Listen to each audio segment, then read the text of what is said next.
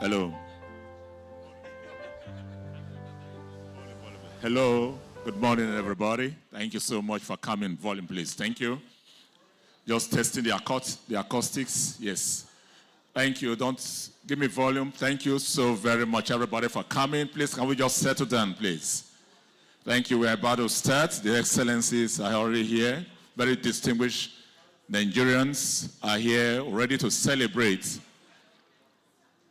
today. So please, let's just have our seats, please. Thank you so very much.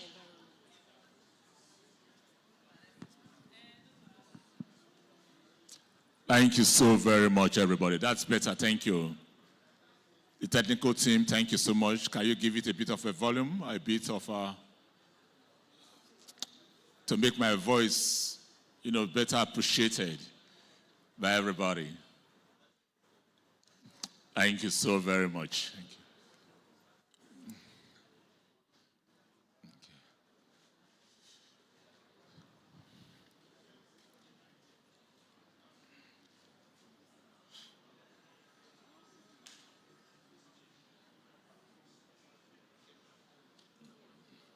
Special advice on environment.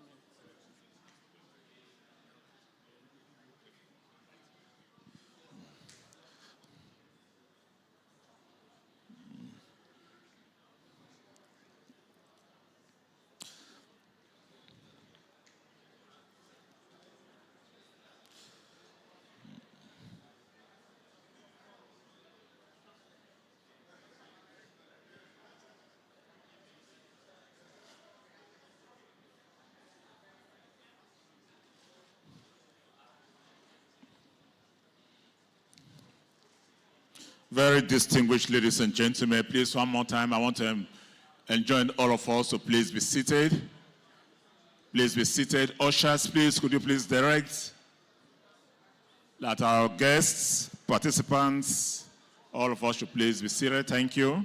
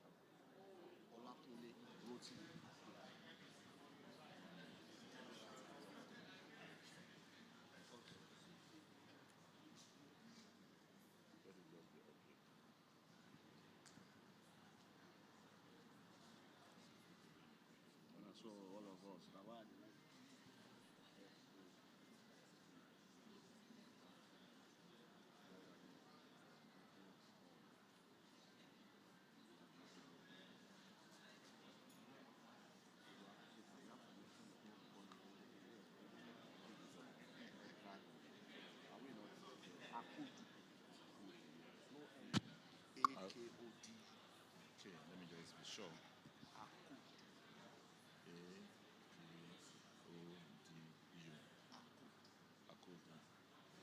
All right, I think we are good. Thank you very much. Please, anything I need, I'll just...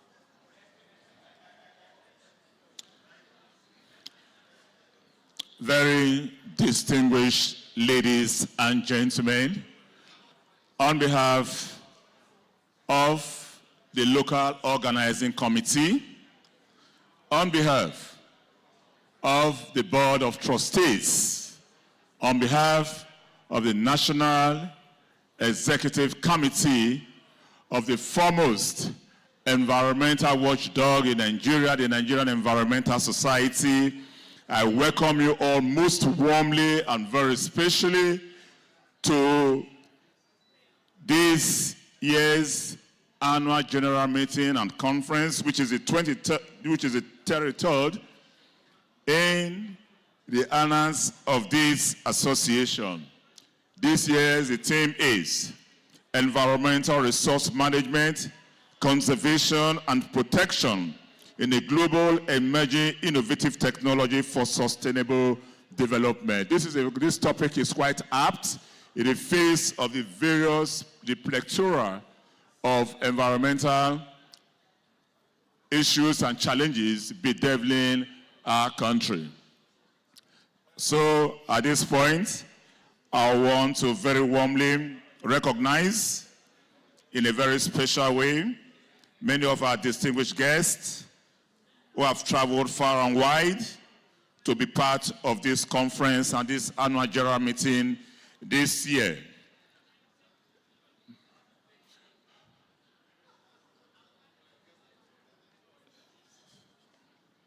First,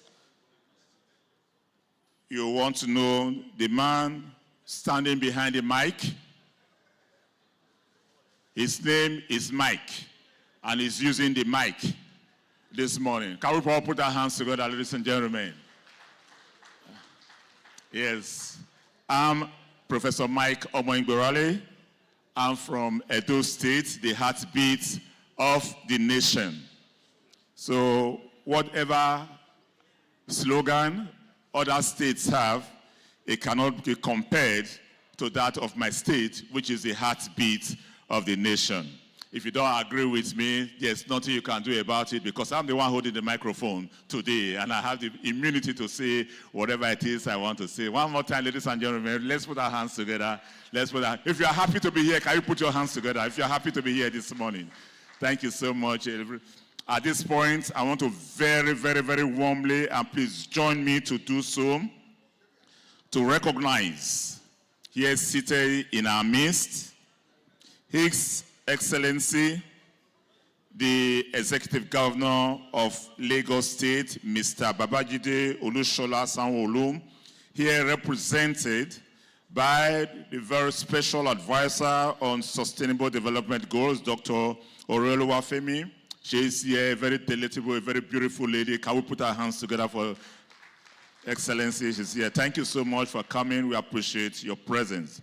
We also want to very warmly recognize and welcome the Executive Governor, one of our special guests, the Executive Governor of Borno State, is here this morning to support this whole activities and what it is that we are doing. His Excellency, Professor Babagana Umara Zulum, CON, the Executive Governor of Borno State, here represented by the Senior Technical Advisor to Mr. Governor, Honorable Omar Bako. Let's put our hands together for him, ladies and gentlemen. Thank you so very much. We appreciate all that you do. We want to recognize very warmly, very distinguished ladies and gentlemen, the Special Advisor to Mr. Governor on Environment in Lagos State, Dr. Olakunle Akodo is here present. Let's put our hands together. Thank you so very much. In a very special way, I warmly and very respectfully recognize the BOT, Chairman of BOT of our great society. It's here, a fantastic gentleman who is behind the scene, but doing a great job when it comes to the affairs of this association. Ladies and gentlemen, let's put our hands together for our BOT chairman, Mr. Babajide, Professor Babajide Alo. Here he is. Fine, fantastic gentleman. Thank you. He is our BOT chairman. I think he deserves a better round of applause, ladies and gentlemen. In the same way, just a slight twist in the protocol, and you probably know the reason why. I recognize very warmly Chairman, the local organizing committee, Dr. Eugene Itwa is here. Thank you. And I tell you a slight twist because it's my Esan brother.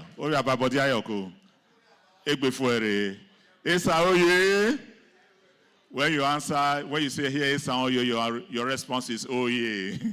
Oh yeah, oh yeah. Thank you, Mr. President. You may wish to take the microphone from me because I'm being tribalistic this morning. But you have to pay me my allowance first. Very distinguished ladies and gentlemen, I have decided to make this introduction at this time because this gentleman I'm about to introduce, here seated, a good driver, a fine, I use the word a fine gentleman. He has taken, in the last 2 years since he assumed, yes please, since he assumed office as the national president of the association,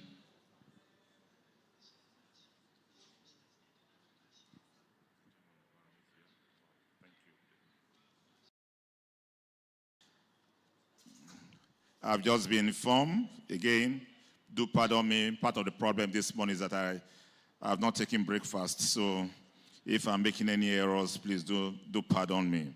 I understand that we have here in our midst the Senate Committee Chairman on Environment.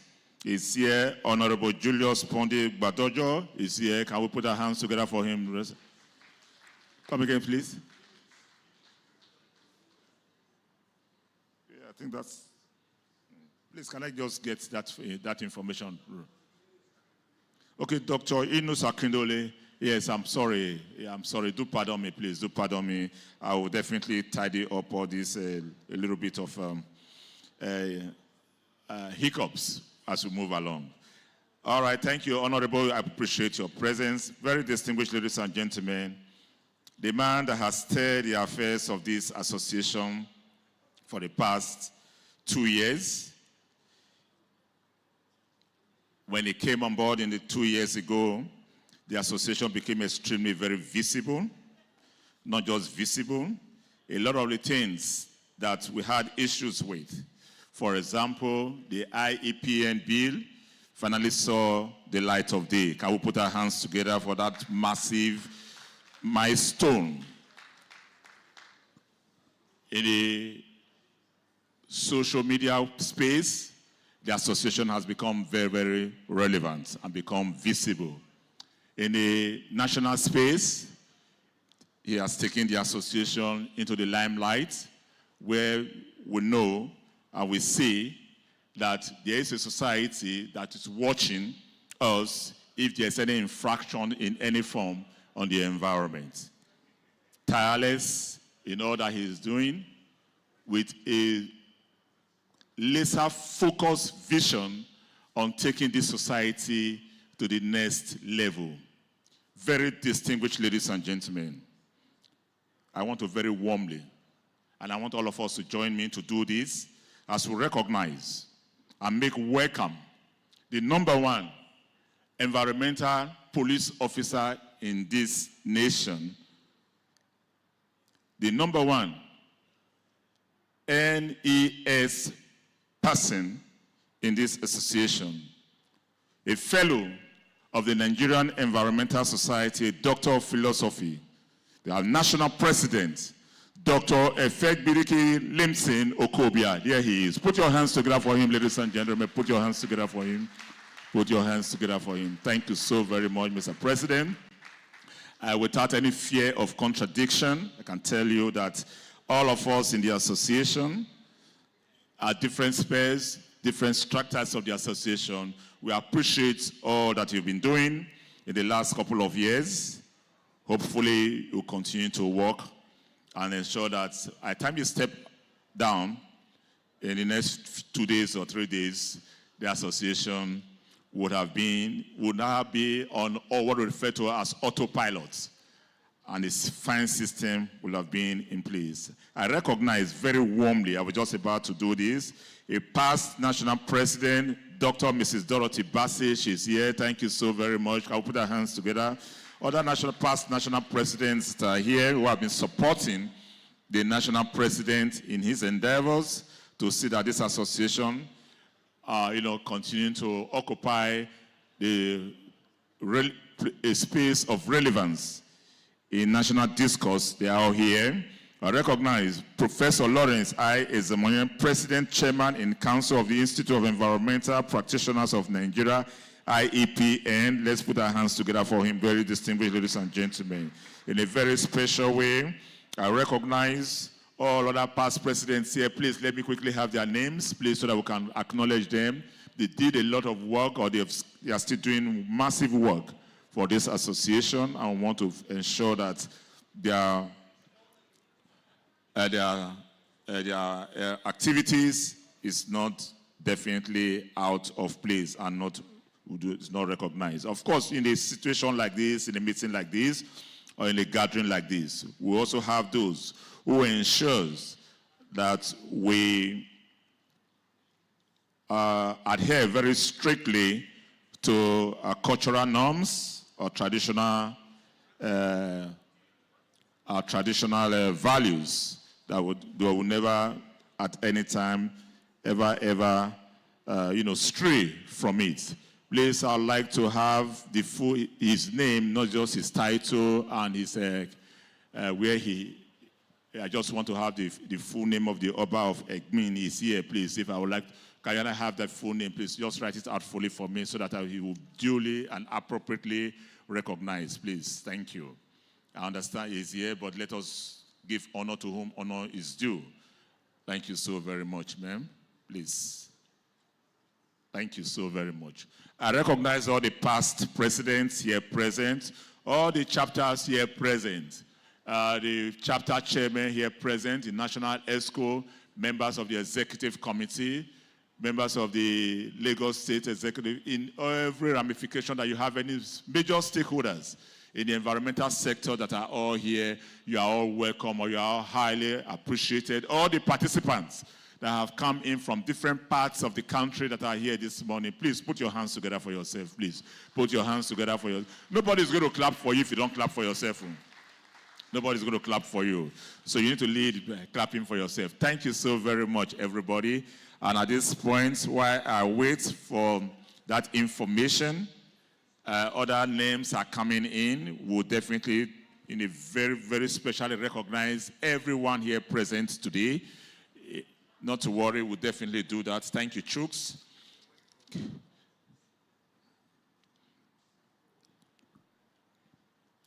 Yes, I have it here.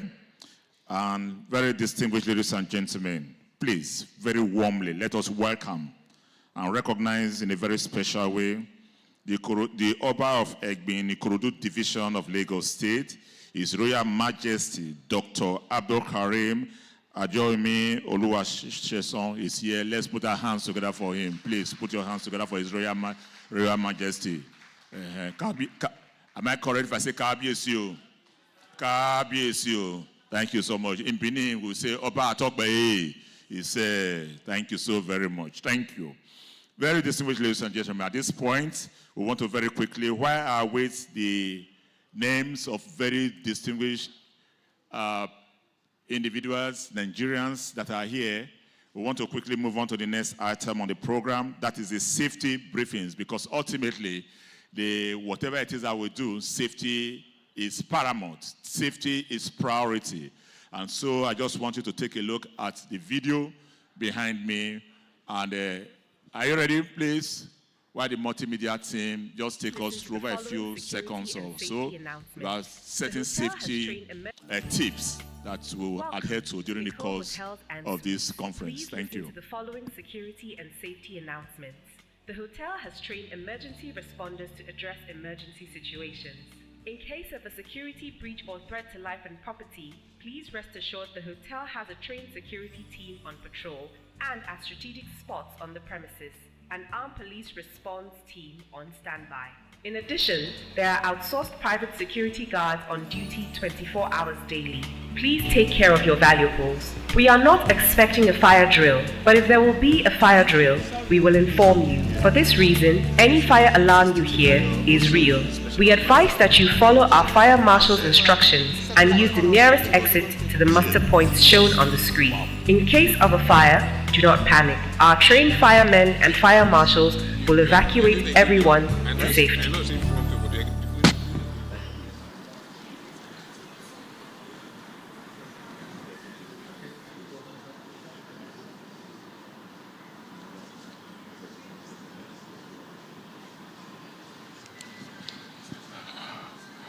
Please, I hope we all got those safety tips. And let's please take note of it. And where necessary, we'll definitely initiate those protocols. so that all of us can be safe. Ultimately, that's the most important thing here. Thank you. Please, I just want to, there's an information I need here. And once I get that information, but while that information is coming, I recognize most warmly and very specially Mrs. Titilayo Oshodi, the Special Advisor on Climate Change and Circular Economy to the Lagos State Governor. She's here. Can we put our hands together for her? Oh, that's a very delectable, beautiful lady over there. Thank you. And you've got a great smile, too. Thank you, just like my own. Thank you. I thought you were just giving me a name. Is it an essay?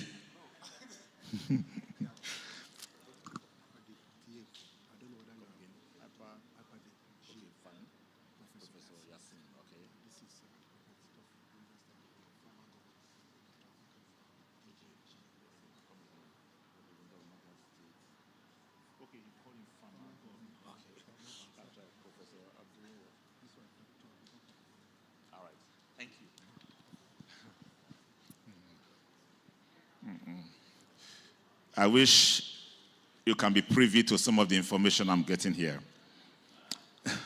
Very distinguished ladies and gentlemen, I want to very warmly recognize here present in our midst His Excellency, the former governor. Of course, that's his appellation, that's how he prefers to be referred to, of Niger State, Farmer Mohammed Umar Bago, the Executive Governor of Niger State, is here represented, ladies and gentlemen, by Dr. Abubakar Mohammed, Director General and GM of NESEPA. Thank you so much. Are you a farmer too? You don't look like a farmer. You look more like an imam. Good to see you. Thank you. In the entourage is a representative of HAPADEC. The GM is Professor Yassin. Is also here. Professor Yassin, thank you so very much. Thank you. I like your outfit, resplendent in green, which is, you are a farmer also? You look more like a businessman. You don't look like a farmer. Ladies and gentlemen, please, as we're moving on, more names are coming. And so we'll do appropriate recognitions. But please, if where we are still lacking in terms of recognitions, please do not mind. Those recognitions will eventually come. Okay? If at the end of the day I do not recognize you, not to worry, just line up outside and I will recognize you one after the other at the end of the ceremony. Very distinguished ladies and gentlemen, one more time. On behalf of the team, I welcome you all to this year's AGM and conference tag Eko 2024. Let's put our hands together for ourselves, please. Let's put our hands together ourselves. Thank you. And so at this point, I want to crave the indulgence of all of us, so please be upstanding as we take the national anthem. Please. Hold on, sir. Hold on, please. Can we all please stand? I can see some of us still sitting. Except it's absolutely necessary that you cannot stand. That's understandable. And please, no movements. When I hold the microphone, I always insist that there should be no movement. It's a sign of respect for our country. More often than not, it is during the national anthem you see a lot of people moving around and whatever. That is absolutely it's not right. So when I have the opportunity of holding the microphone, I insist on it. No movement, including the ushers. Have respect for our country national anthem. Thank you. The national anthem.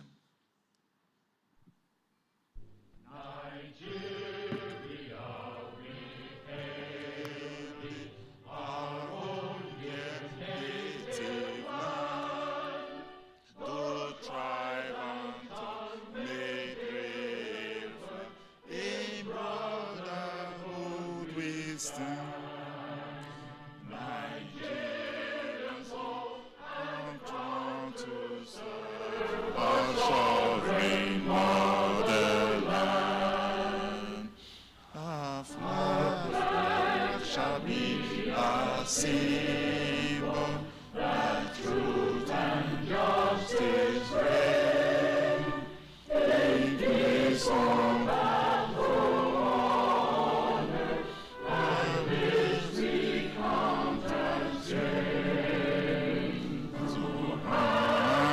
to our children on honor without stain.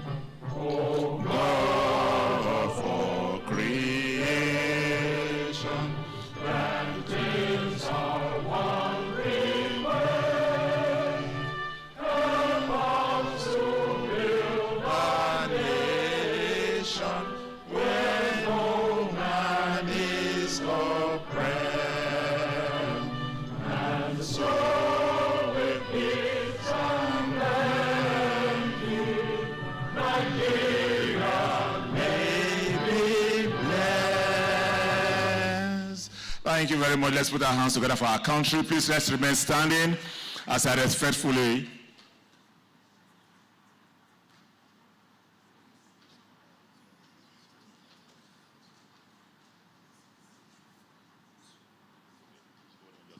while we remain standing, I want to respectfully invite the Vice President 2 of this association, Dr. Chus, to please come up and lead us in the opening prayer.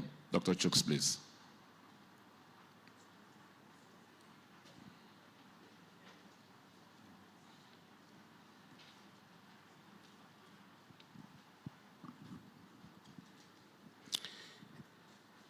In Jesus' name. Our Father and our God, Father, we thank you for this gathering. We ask you, Lord, as we've come for this annual ritual of Nigerian Environmental Society, we ask you, Lord, may you grant us the enablement to ensure that this year's conference will be a huge success. In Jesus' mighty name, we have prayed.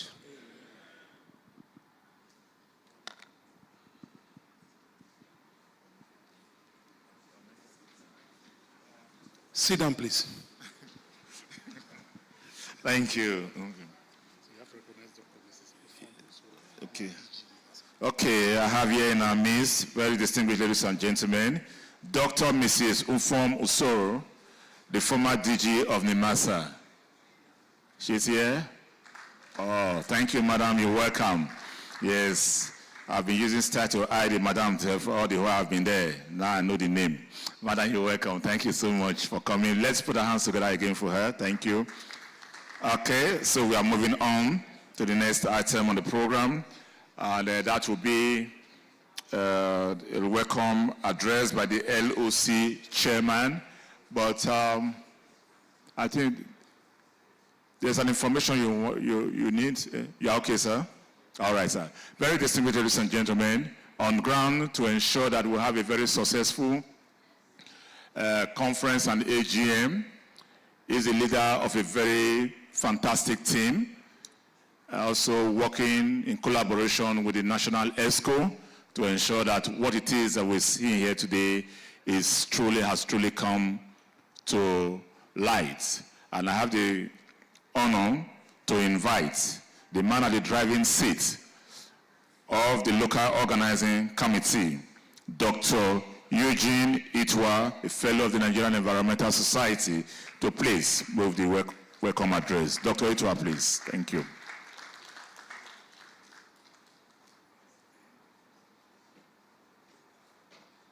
Let's encourage him one more time with a round of applause, please. Thank you.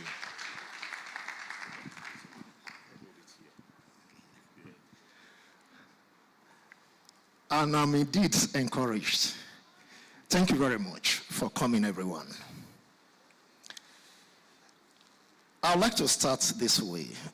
I know the protocol is been established, but let me just rehash this without having to mention any particular name. We have our host governor, His Excellency, the Lagos State Governor, ably represented. His Excellency, the Governor of Niger State, also ably represented. And indeed, the Governor of Borno State, ably represented. Your Excellencies, you are all welcome. We also have the distinguished Senator Yunus, who is the committee chair on environment. He's also ably represented, and of course we have the Royal Majesty here, who had earlier been introduced. You're all welcome. Indeed, ladies and gentlemen, I would like to add distinguished dignitaries, esteemed participants, ladies and gentlemen. Just to let you know, I have a prepared speech, and I'm going to read it the way it is. It's right there in your program, and I'm going to read it the way it's on page number 30. I will read what I have prepared here. It's a welcome address on behalf of the local organizing committee.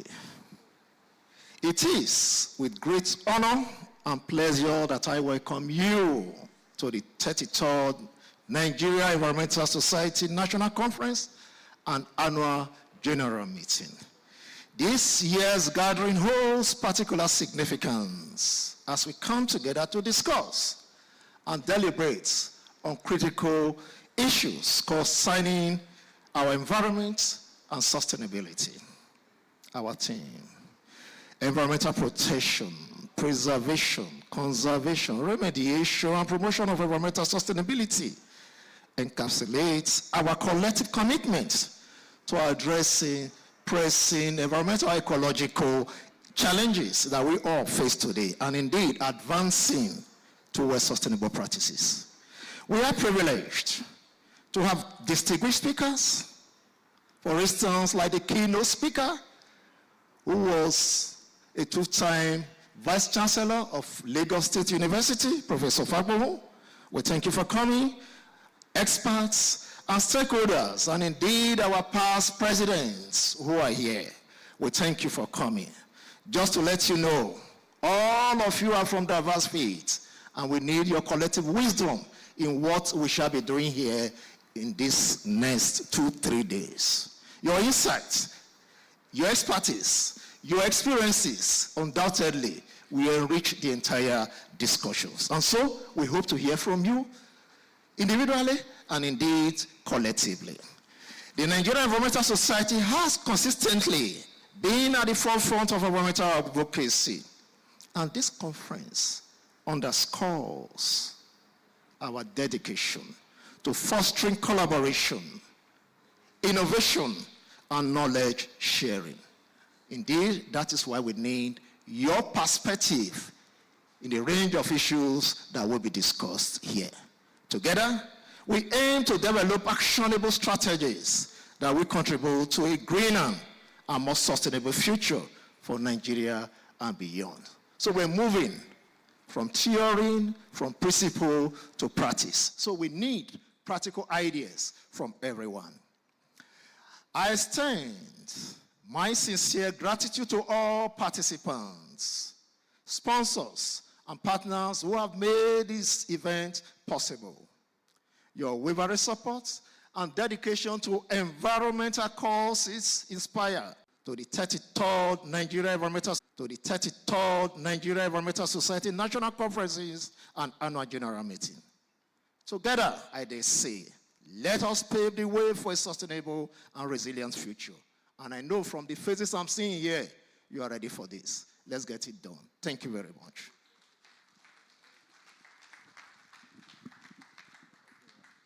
Very distinguished ladies and gentlemen, can do better than that? Let's put our hands together for him.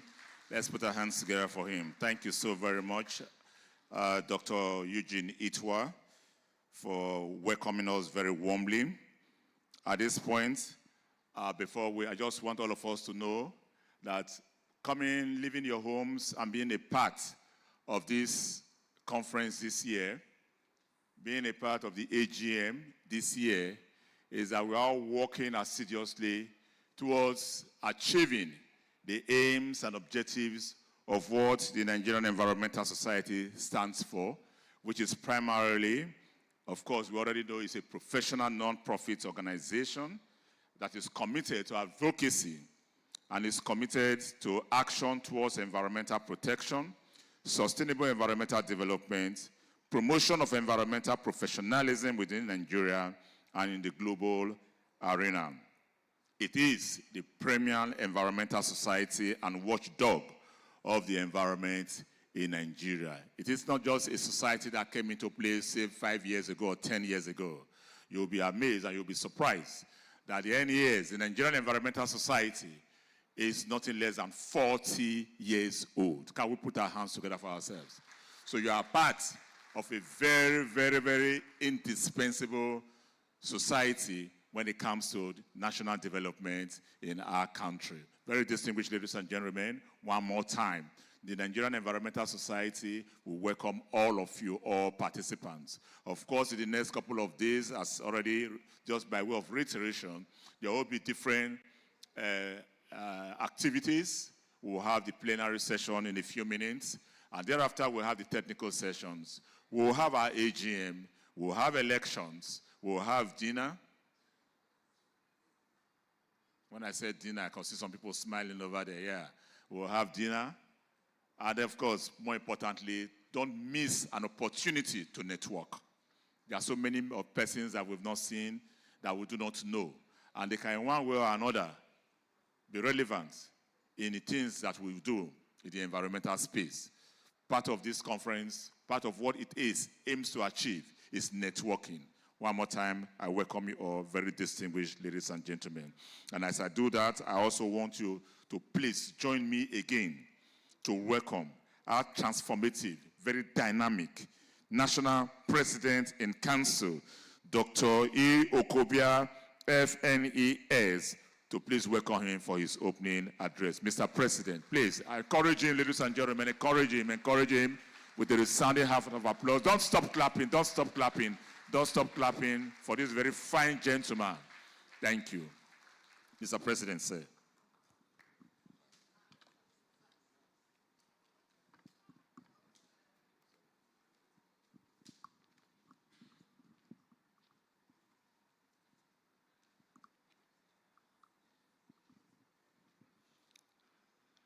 Good morning. First, let me appreciate God for this day and this opportunity to serve. I want to, as much as possible, try to establish the protocols.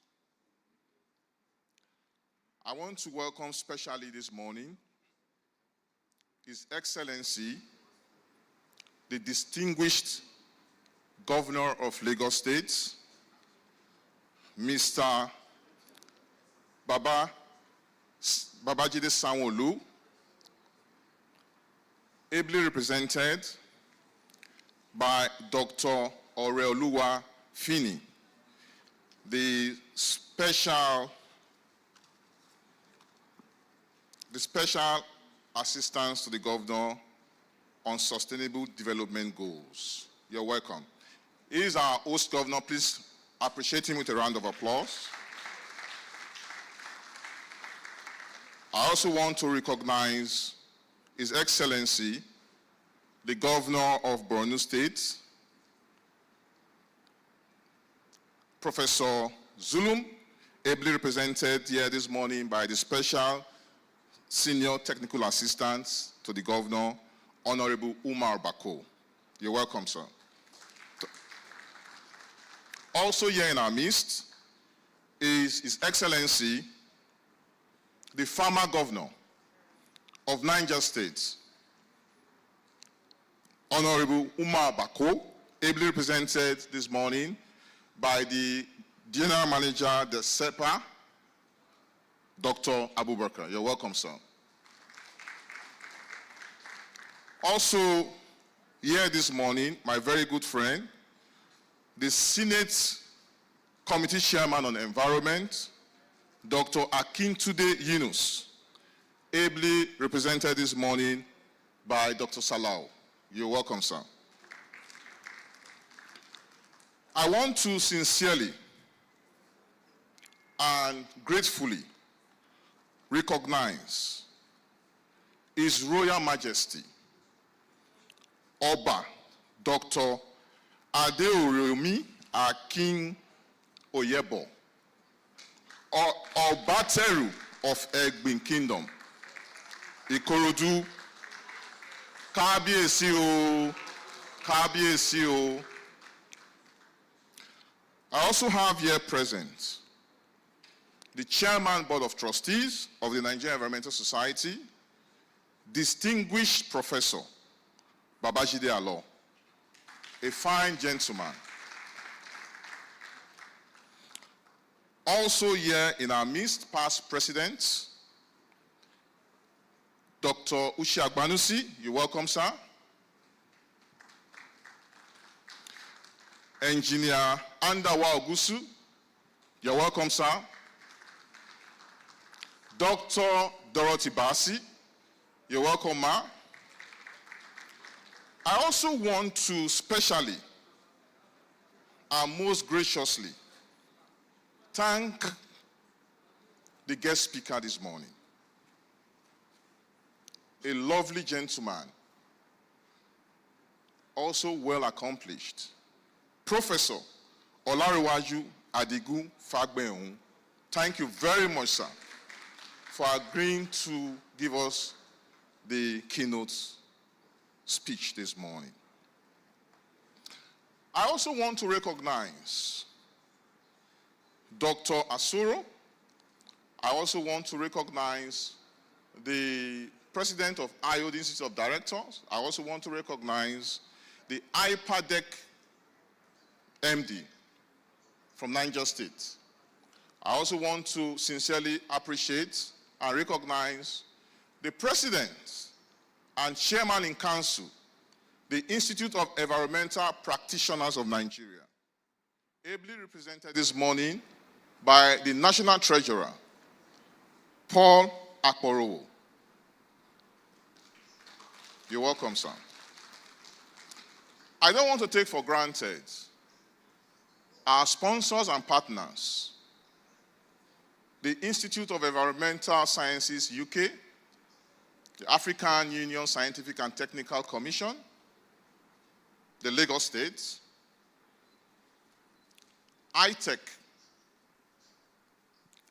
Chevron, and a host of others here represented. Most graciously to the sponsors, the Nigerian Upstream Petroleum Development Commission. I want to sincerely appreciate your presence. Also, the Nigerian Downstream Petroleum Development Commission. I want to appreciate your presence. I want to also sincerely appreciate all other sponsors. I don't want to take them for granted.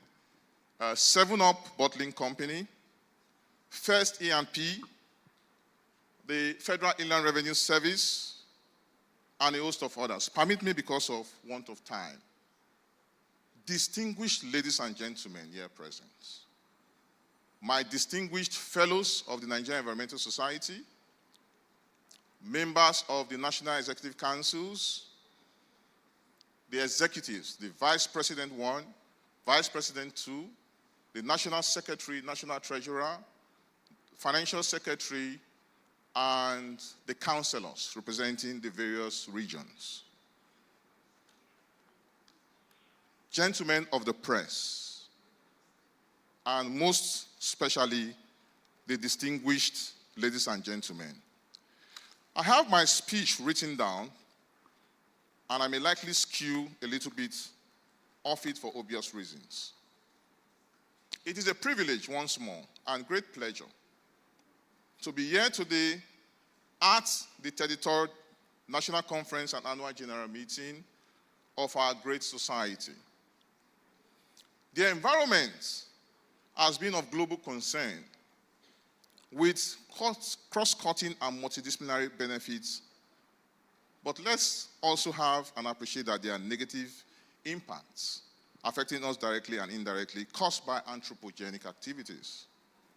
This year's conference theme, Environmental Resource Management, Conservation and Protection in a Global Emerging Innovative Technology for Sustainable Development.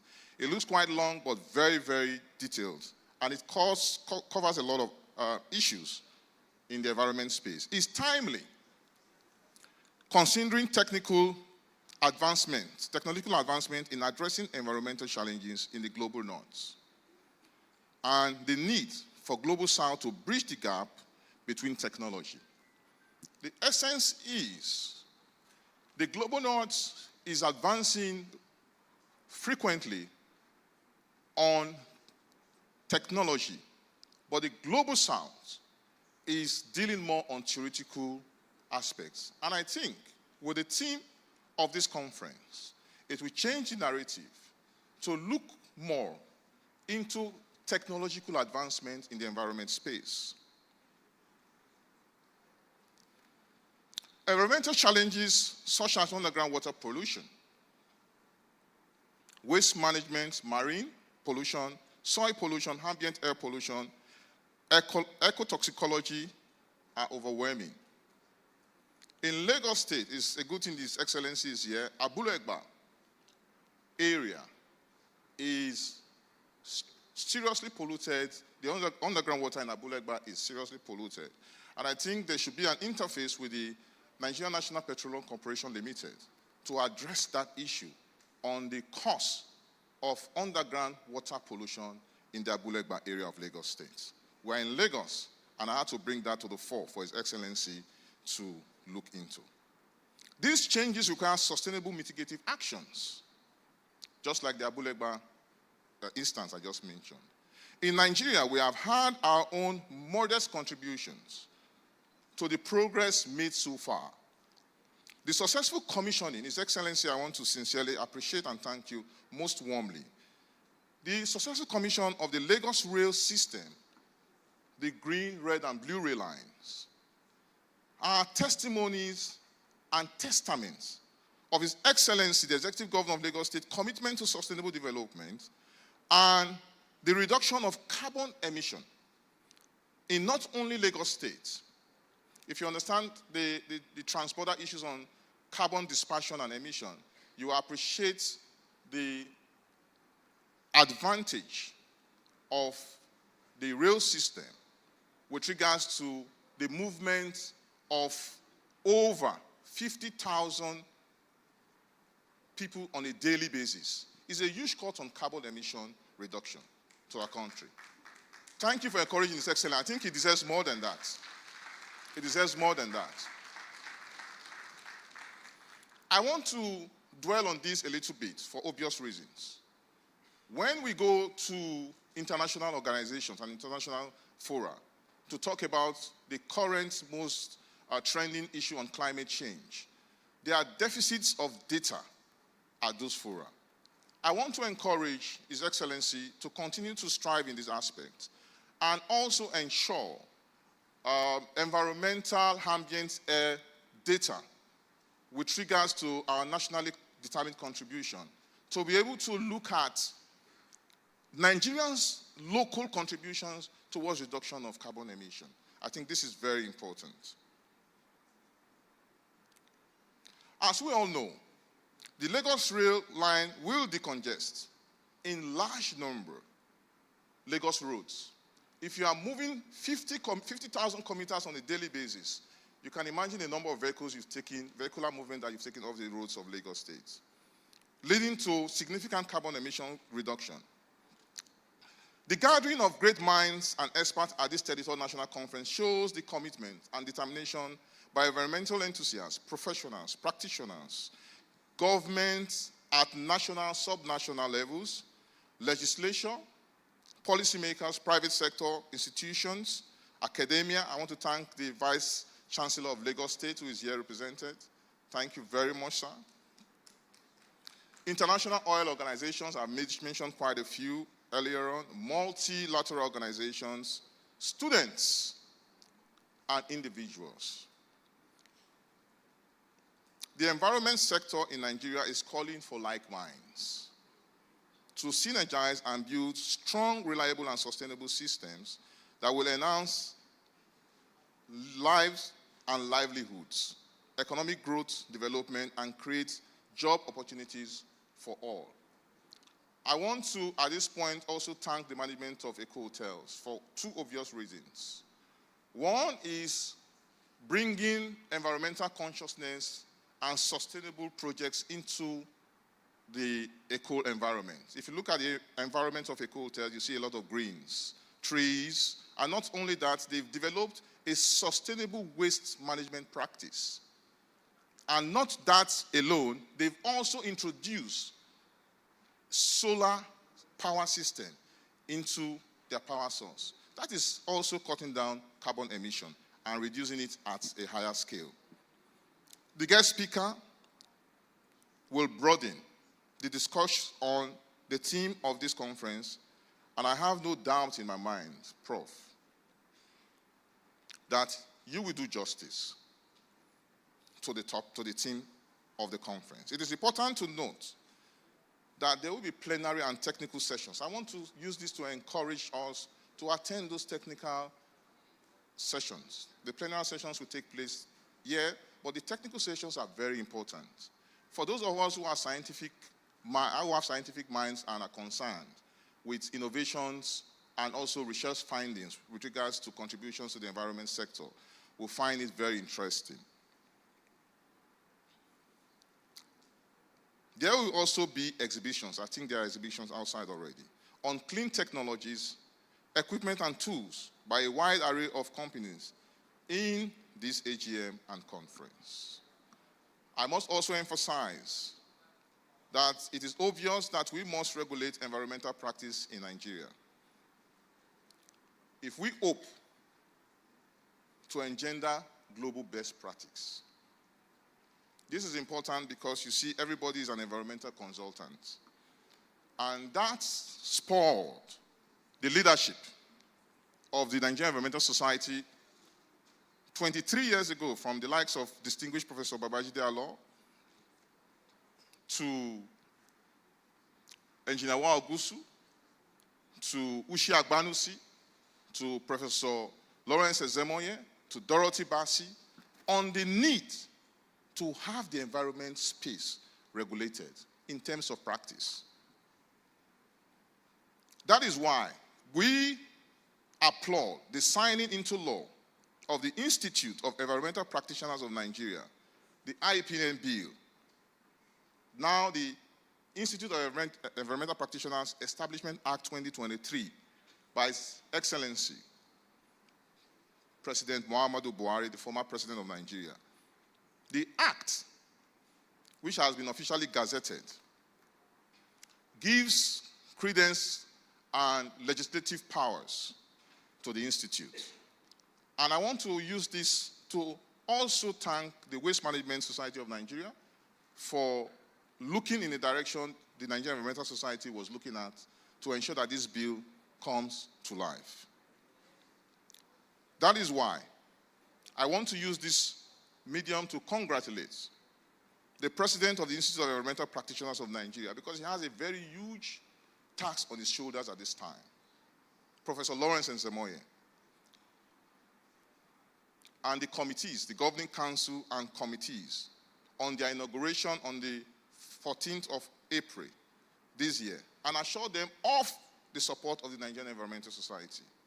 Finally, sorry it's a long speech, but I think I'm passing some very, very important and vital message. I want to thank the special guest of honors, the chief hosts, the board of trustees, and dignitaries here present for gracing this occasion. Most especially students, undergraduates and postgraduates, students of various institutions.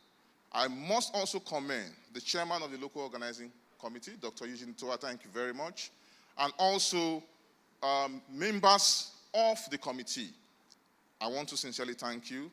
And members of the NOC committee, I want to sincerely thank you. This conference would not have been possible without your tireless contributions. This conference, I must say, has successfully taken place by the gathering of distinguished personalities here in the Lagos that we all loved. Eko Onibaje. I kept telling them, I said, Eko Onibaje. It must work. Eko Onibaje. Thank you very much. Thank you. Therefore, my privilege to host everyone at this 33rd National Conference, Eko 2024, as I look forward to our annual general meeting. Thank you, distinguished ladies and gentlemen.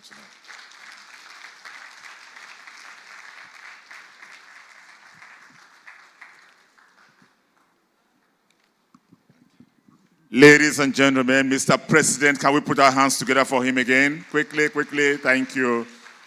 There's that guy I've been watching all day. Anytime I say clap, he will just frown his face, he doesn't clap. Okay, clap now, which one you do? How you quarrel? Okay, they're all looking at themselves. Which of them am I talking about? Just pulling your legs. Ladies and gentlemen, thank you so very much. Thank you. Somebody just told me while Mr. President was making his speech that, Prof, you are talking too much. I said, okay, what else? He said, okay, let's have some music, let's have some entertainment. I said, I think I agree with the individual. So that we'll have some entertainment. We'll have a very unique Eyo dance, right, by the unique entertainment concept. But before that, I want to quickly recognize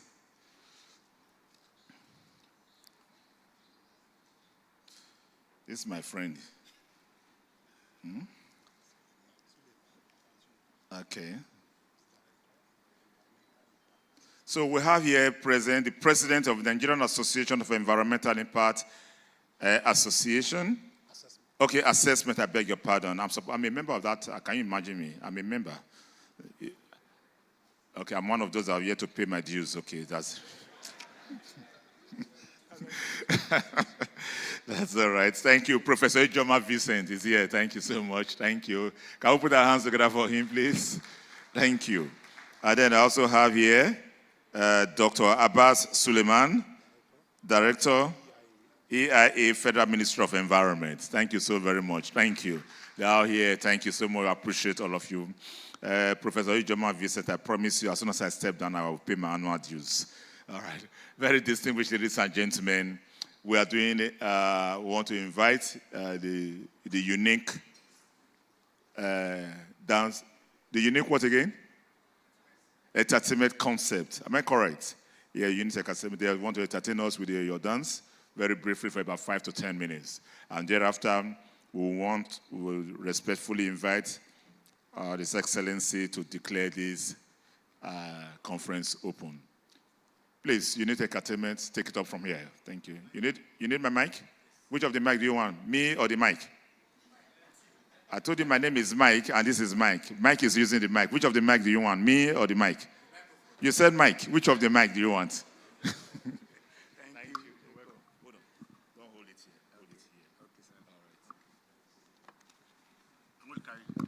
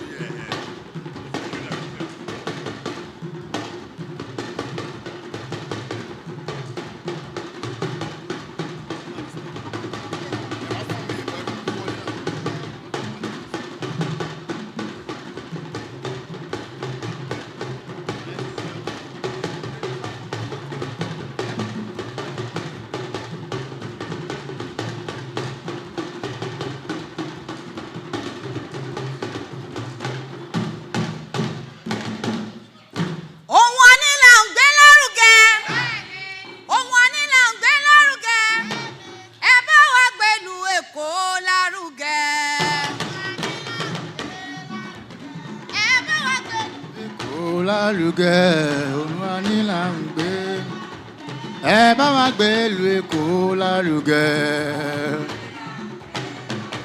Ẹ bá wa gbé ìlú Èkó lárugẹ.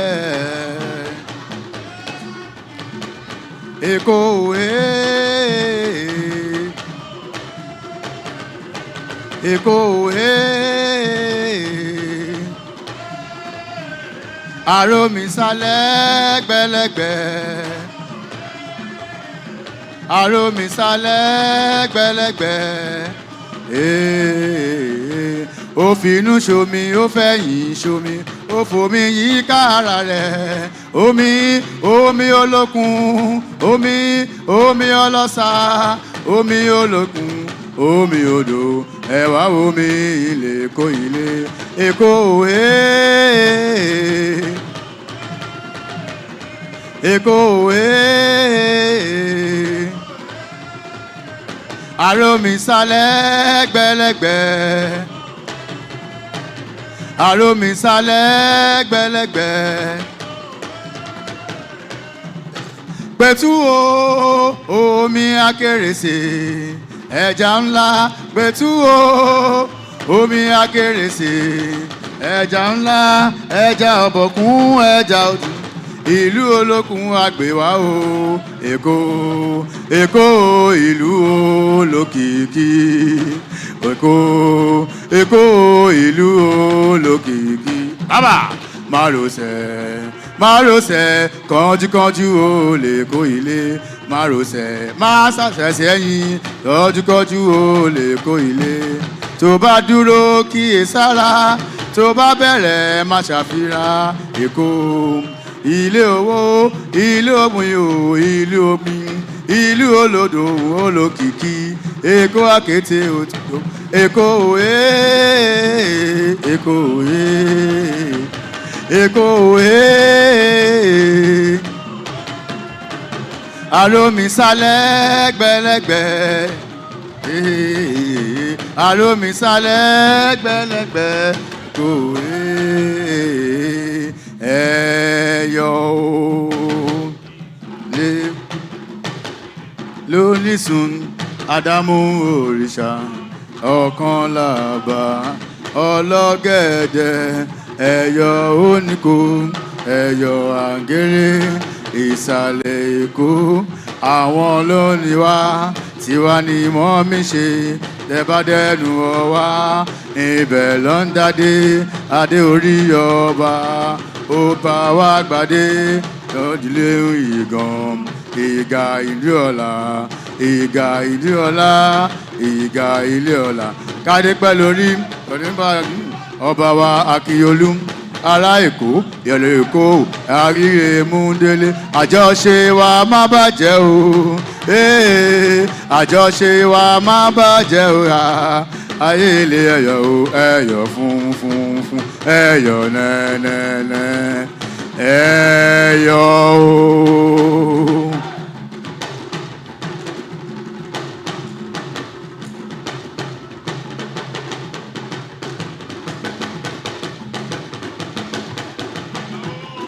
Ayé ilé ẹ̀yọ̀ o ẹ̀yọ̀ o ayé ilé ẹ̀yọ̀ o ẹ̀yọ̀ bàbá ta wá tó fi góòlì ṣe lé ẹ̀yọ̀ bàbá ta wá tó fi góòlì ṣe lé àwa onísanwó oníbòde òdìlé kí ilẹ̀ dúgbé owó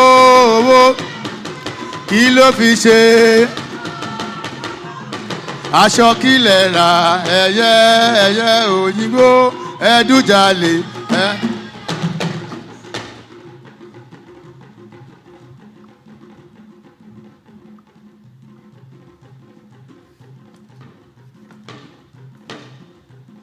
mo fẹ́ ikú lọ mo fẹ́ àrùn lọ mo fẹ́ àṣírí ìdànù pátápátá porogodo èyí àgbo wà àgbò èyí àtọ̀ wà àtọ̀ èyí àfàpẹ́pẹ́ ní tòlókun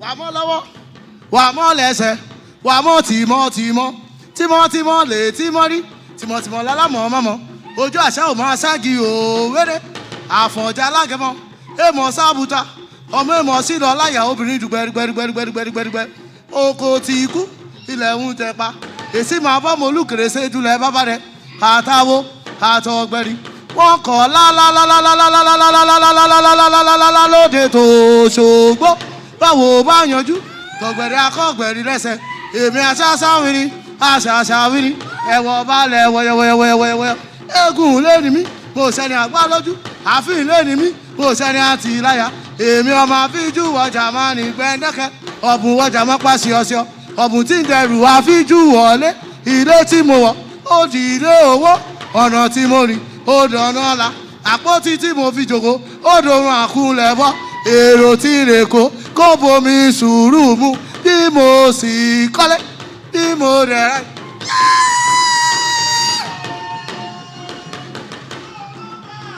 Ṣàn fún wàrà tó yín. Yóò ilé ọlọ́ba tó san fún wàrà tó yín. Èkó.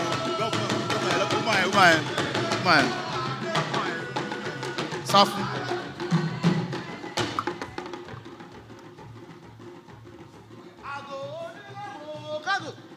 ewúrẹ́ tó wọlé tí kò gàgò ó dẹran àmúso àgùntàn ọ̀bọ̀ ọlọ́jọ́ tó wọlé tí kò gàgò ó dẹran àpádànù wọ́n ní má ṣù sẹ́pọ̀ mo ṣù sẹ́pọ̀ wọn ò bá mi wí wọ́n ní má tọ̀ sálàmù wọn ò bá mi wí wọ́n ní má fọpá mi tẹ̀lẹ̀ jẹbọ nílé àlára mo fọpá mi tẹ̀lẹ̀ jẹbọ nílé àlára wọ́n ní má fọpá mi tẹ̀lẹ̀ jẹbọ nílé àjèrò mo fọpá mi tẹ̀lẹ̀ jẹbọ nílé àjèrò òṣò ilé ẹ má bínú sí mi àjẹ́ ilé ẹ má bínú sí mi ọmọdé kì í bínú títí kò fowó dáná àwọn àgbà kí n bí ní títí kó fẹ́ yán adìyẹ sọ́kò sọ́jà ayé wọn bẹ ní kàtà tí ń jẹ òde ta lè lórí odò déédé ẹni tó bá ní kó lọ kó máa bọ̀ lónìí débá bó bá dáná sóko á sùn lé bó bá pọ̀ mítà á jẹ́ gbèsè èyí tẹ̀ ẹ́ ṣe lọ́dún yìí ẹ máa tún ṣọ̀pọ̀lọpọ̀ rẹ nínú owó nínú ọlá ìfọ̀kànbalẹ̀ balẹ̀ ọ̀rọ̀ ìlú Èkó yìí kò ní bàjẹ́ Sanwó-Olú mo ní yóò tún máa ṣe bẹ́bẹ́ Elédùmarè ó máa ràn ọ́ lọ́wọ́ Èkó á máa dàgbà sí ni Èkó á máa gòkè sí ni Èkó yìí mo ní kò ní wálẹ̀ lọ́lá Elédùmarè ọba bí mo ti kọ́lé bí mo dẹ̀rẹ̀. Ilé ọlọ́ba tó san fún wàrà oyin Èkó. Èkó ilé ọlọ́ba tó san fún wàrà tó yín. Èkó Èkó àkété àrómisálẹ̀ ẹgbẹ́lẹ́gbẹ́ àmọ́ra wa. Èkó ẹlẹ́gbẹ́ àrómisálẹ̀ ẹgbẹ́lẹ́gbẹ́ àmọ́ra wa. Àwa mi lọ sí ìgà ọba o. Àwa mi lọ sí ìgà ọba o. Àwa mi lọ sí Akíolú. Bàbá jíjẹ́ kábíyèsí o ọba wa. Bòkú olóye ọba wẹ̀ kérékété bòkú olóye ọba wẹ̀ kú. Ọlọ́ba ń ṣàwó ọba ń ṣàwó ọlọ́ba ń ṣàwó ọba ń ṣàwó. Aago.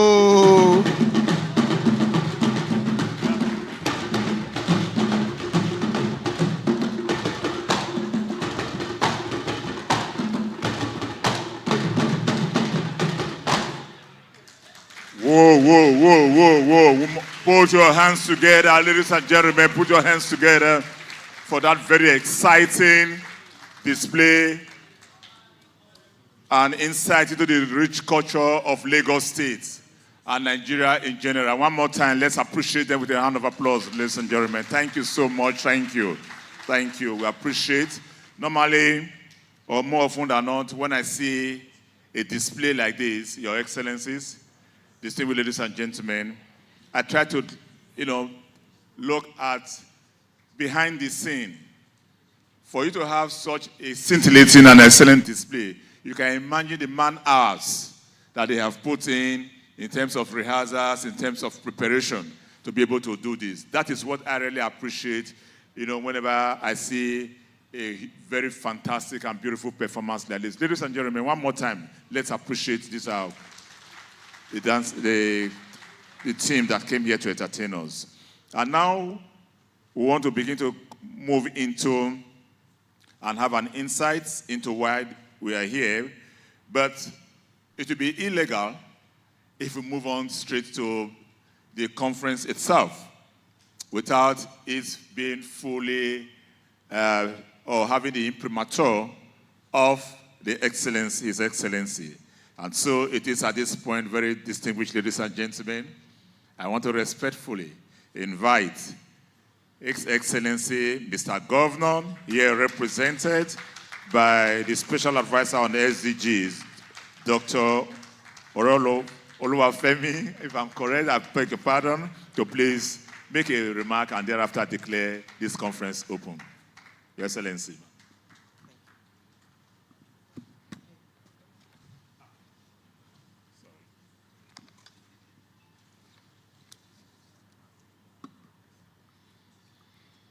the Executive Governor of Borno State, ably represented by the Senior Technical Advisor, Honorable Umar, the Executive Governor of Niger State, ably represented by the GM Nasima, Dr. Abubakar,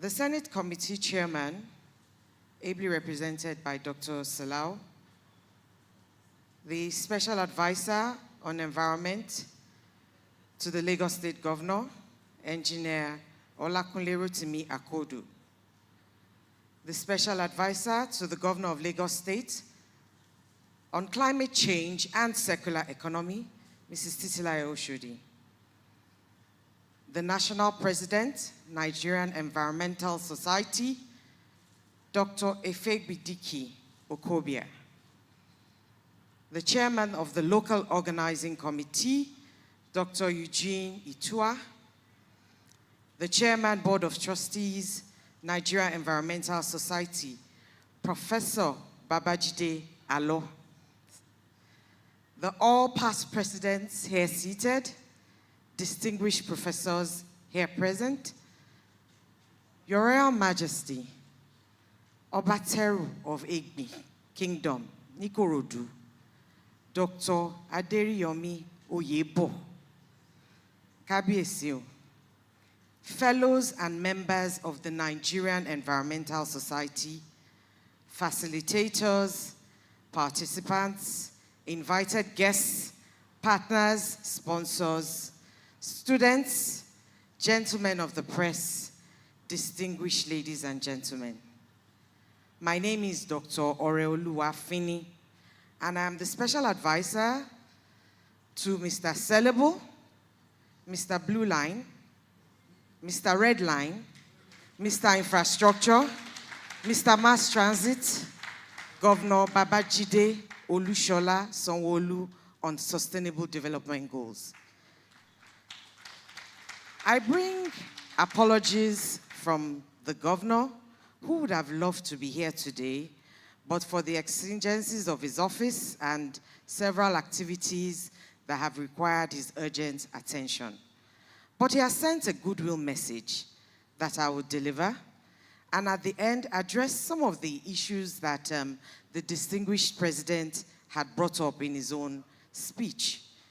It's a pleasure to join the leadership and esteemed members of the Nigerian Environmental Society at this important national conference and general meeting. I extend my gratitude to Dr. Efegbidiki Okobia, the National President of NES, for the kind invitation to share insights into environmental sustainability and the steps our administration is taking to reach our sustainability goals. The Nigerian Environmental Society is the largest environmental organization in sub-Saharan Africa, recognized internationally with over 30 chapters across Nigeria's 36 states and the Federal Capital Territory.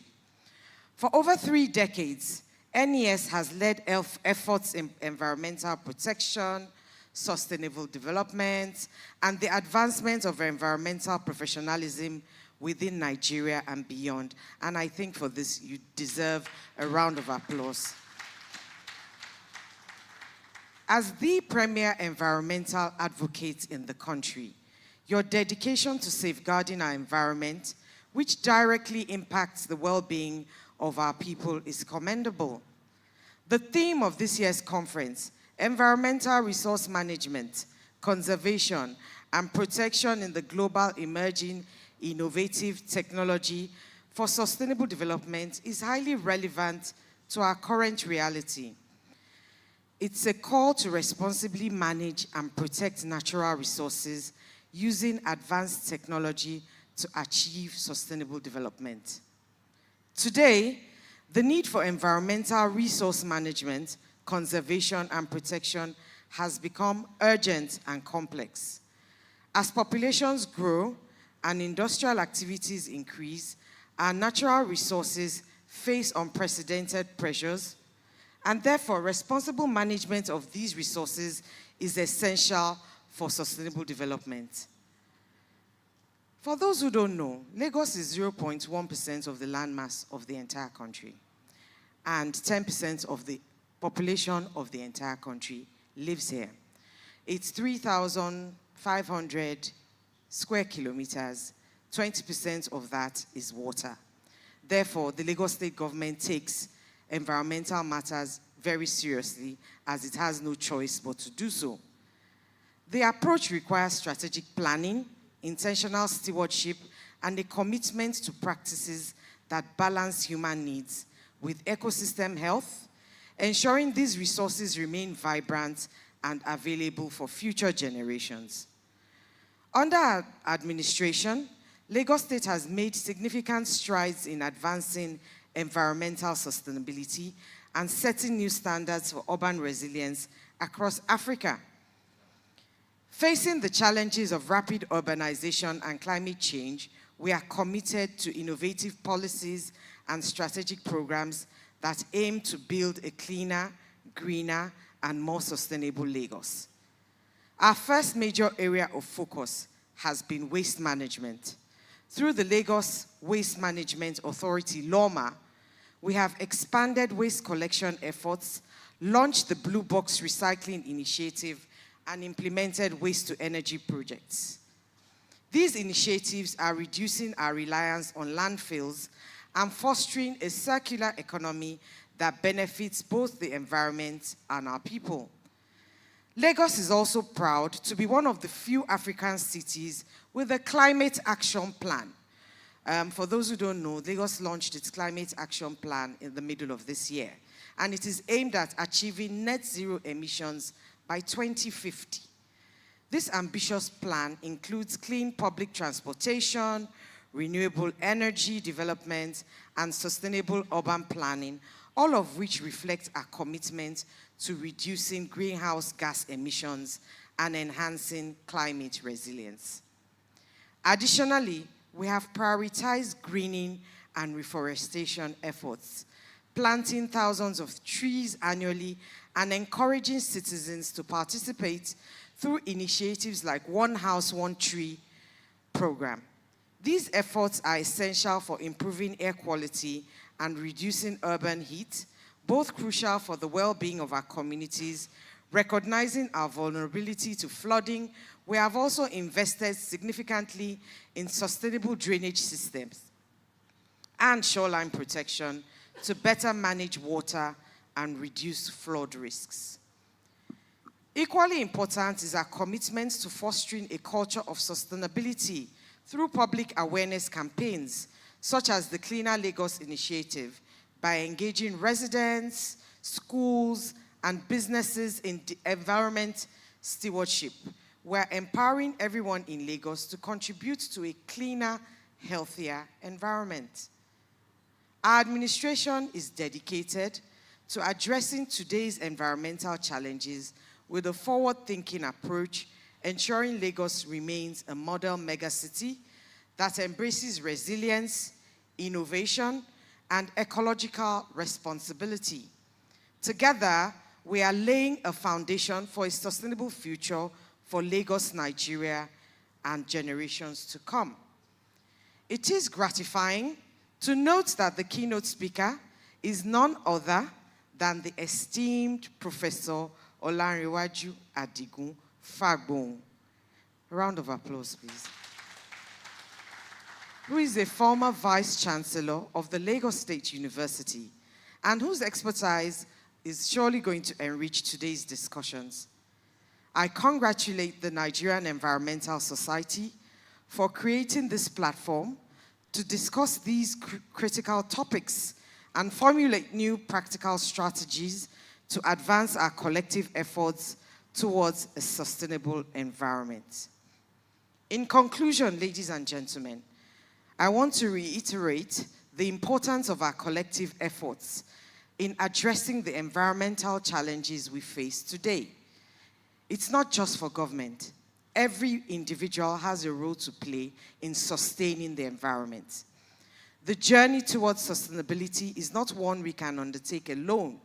It requires collaboration, innovation, and a shared commitment to protect our planet for future generations. As we engage in meaningful discussions over the course of this conference, let us harness the insights and expertise gathered here to forge actionable solutions that will not only benefit our environment, but also enhance the quality of life for all Nigerians. Together, we have the power to transform our vision for a sustainable future into reality. Let us rise to the occasion, championing the cause of environmental stewardship and inspiring others to join us in this crucial mission. I look forward to the ideas and strategies that will emerge from the conversations today. And I'm excited about the positive impact we can create as a united force for sustainability. Thank you for your dedication and for the opportunity to be part of this vital dialogue that I'm sure will enable us build a greener, more sustainable Lagos and Nigeria. And on behalf of the Governor of Lagos State, Mr. Babajide Olushola Sanwo-Olu, it is my pleasure to declare open the 33rd National Conference, AGM, Eko 2024 open.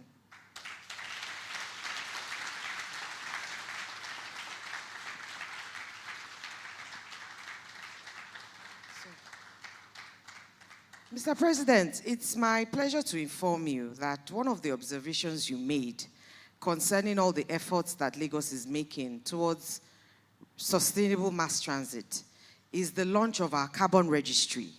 So Lagos is ready to take up funding for doing a lot of green activities. And it's not just our trains.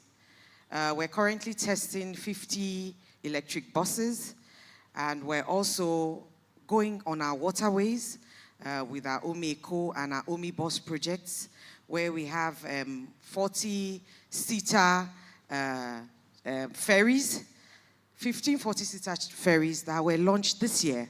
And we're also upgrading 15 jetties this year as well. So thank you very much, ladies and gentlemen.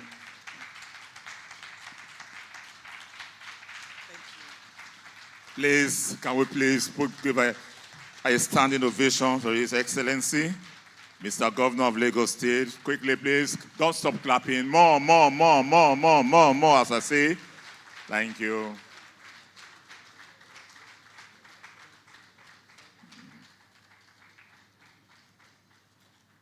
Thank you very much. Thank you. Thank you so very much. Thank you. Thank you. Lagos again, leading from the front line. Yeah. Very distinguished ladies and gentlemen, I will just be informed that some of us are having a bit of a challenge in locating the convenience. Please, once you step out of the hall, move to your left, and then the next turn to your left, you'll see the convenience to the right. I understand because it took me about 10 minutes to locate it. So just step out. I'm not saying it's the end of the conference, so some of you are going out now. Don't go yet. Just step outside, turn to your left, and then turn to left again. You'll see the conveniences well, the notice to your right, please. Thank you. While His Excellency was making a remark and consequently declaring this conference open, we got a notice that we have in our midst Professor Kehinde Olayinka of the University of Lagos is here. Can we appreciate him with a hand of applause, please? Thank you, madam. You're welcome. We also have here a former Commissioner of Environment of Akwa Ibom State, a former National Secretary of the Nigerian Environmental Society, Dr. John Harry. Good to see you again, sir. You're welcome. Of course, we also have His Royal Highness, Sir Dr. Oyet Gongomeri Edet, the Okam Ama of Agana, General Manager, HSSE, NNPC Retail. He's here. Please, let's put our hands together for him. Let's put our hands together and appreciate his presence. Thank you so very much. There he is. Thank you so much, sir. And of course, the chairman of the technical committee for this conference, and of course, editor-in-chief of the Nigerian Environmental Society Journal, Professor Mohammed Noor, is also here in our midst. Prof, you're welcome. And I needed to introduce you because you are about to handle the next item on the program, which is the plenary section. And in the plenary section, we'll have 3 discussants. And first, we'll have effective stewardship, remediation of contaminated sites, restoration of ecosystems, livelihoods, and enhancement of environmental governance by Professor Zabi. He is of HYPRE, is a coordinator. Please, let's welcome him as he comes forward to take his seat. Yeah, please, let's welcome Professor Zabi. Professor Zabi, please.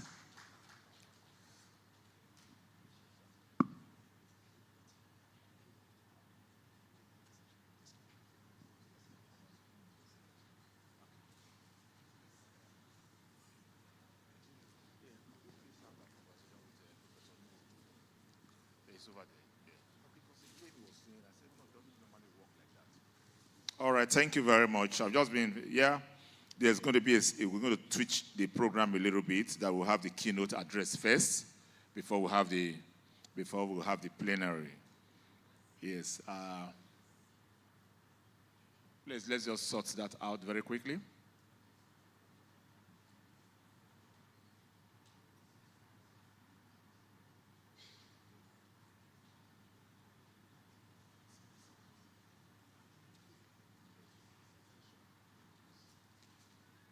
While we're trying to sort that out, I want to recognize the manager, HSE, Chevron, Mr. Hamid Adekunle. Mr. Hamid Adekunle, you are welcome. Thank you so very much. Thank you for coming. Thank you. Yes, please, just bear with us while we try to sort out that, the little adjustments to the program. Yes, we can go ahead with it. Thank you so very much. Yes, please, Dr. Eugene, please.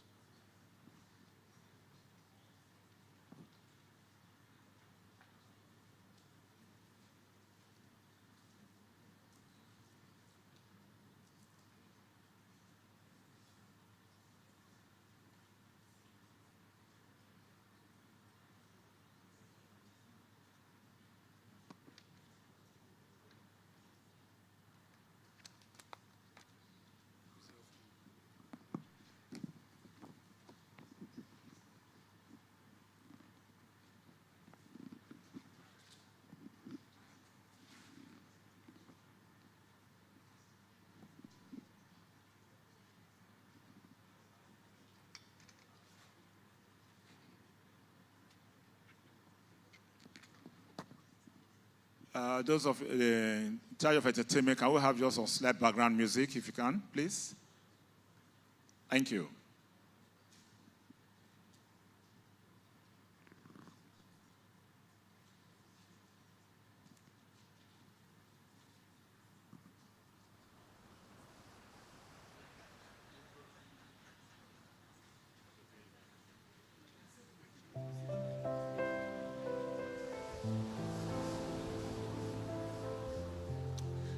All right, ladies and gentlemen, at this point, we'll take the keynote. So we are moving, if you have a copy of the program, we are moving the keynote address to come now, and thereafter, we'll have the plenary. And our keynote speaker, he has been introduced in passing earlier by His Excellency, by Mr. President also. I want to,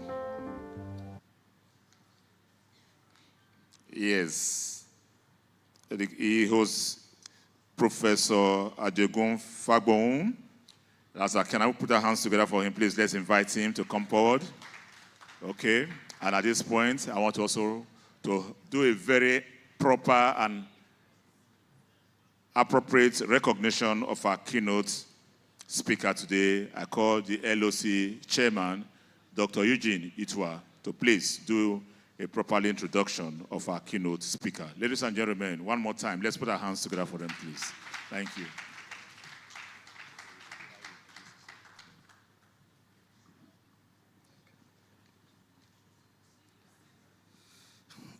Ladies and gentlemen, still standing on the established protocol, I would like to say this, that our distinguished keynote speaker is a professor of environmental law. He began his teaching career at the Faculty of Law of the Lagos State University, where he lectured at both undergraduate and postgraduate levels before joining the Nigerian Institute of Advanced Legal Studies. At different times, this distinguished scholar served as a consultant and task leader for the United Nations Environmental Program, the British Council, the European Commission, World Council on Genetics, University of Nottingham, the Harvard Medical School, the National Judicial Institute, and several state governments, among others. He is an assessor or external examiner for MPhil PhD programs of a number of universities in Nigeria. The University of Fort Hare, South Africa, and the University of Amsterdam, Netherlands. The distinguished professor is on the board of the Environmental Law Research Institute and Environmental Resources Center.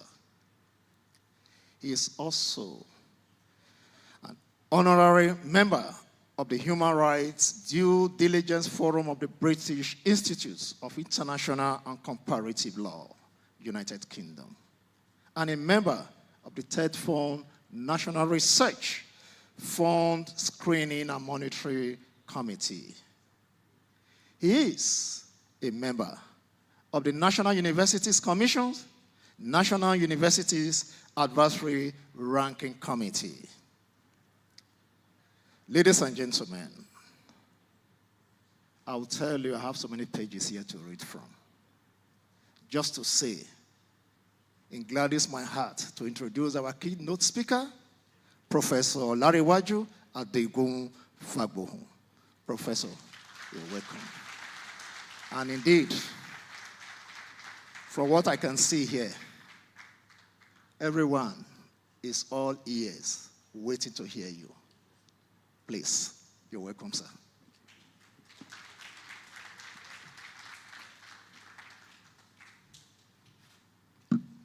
It's always scary when they take time to introduce you.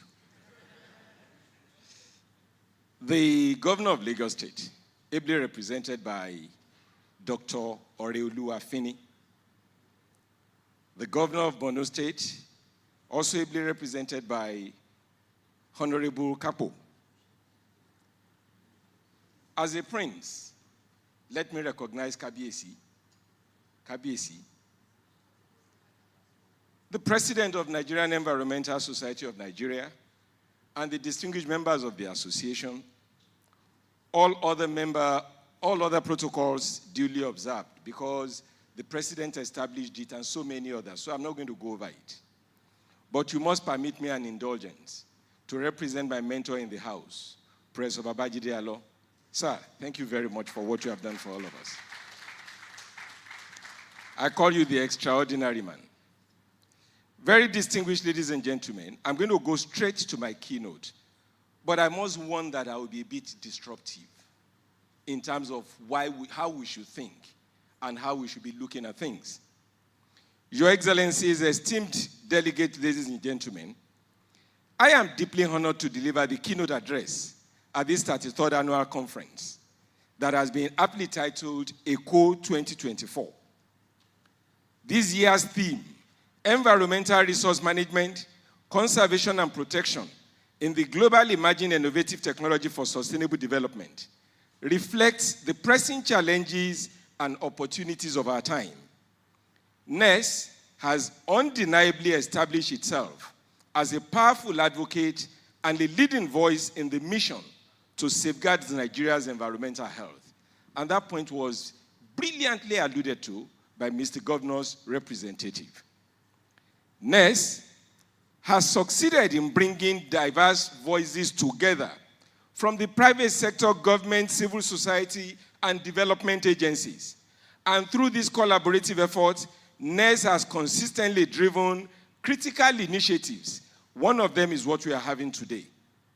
I am honored to share my thoughts with this distinguished audience this morning. I extend my sincere gratitude to the National President, Dr. Efegbidike Okobia, his executive team, all NES members, and my friend and colleague, Eugene Nitua. Eugene, thank you so much, together with your local organizing committee, for making this possible. Over the next couple of days, you will see brilliant minds making compelling case studies and actionable insights through presentations, engaging panel discussions, and tailored networking. These are the interactions that will create the opportunities for innovative partnerships across the conference identified sub-themes.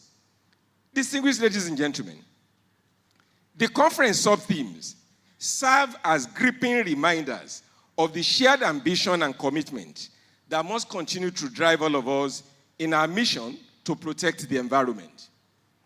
Environmental protection is not just a cause for its own sake. It is an existential imperative that demands action. Complacency is therefore not an option in this crucial fight. Our communities and cities are impacted, and I need not go on to that because the representative of the governor mentioned it.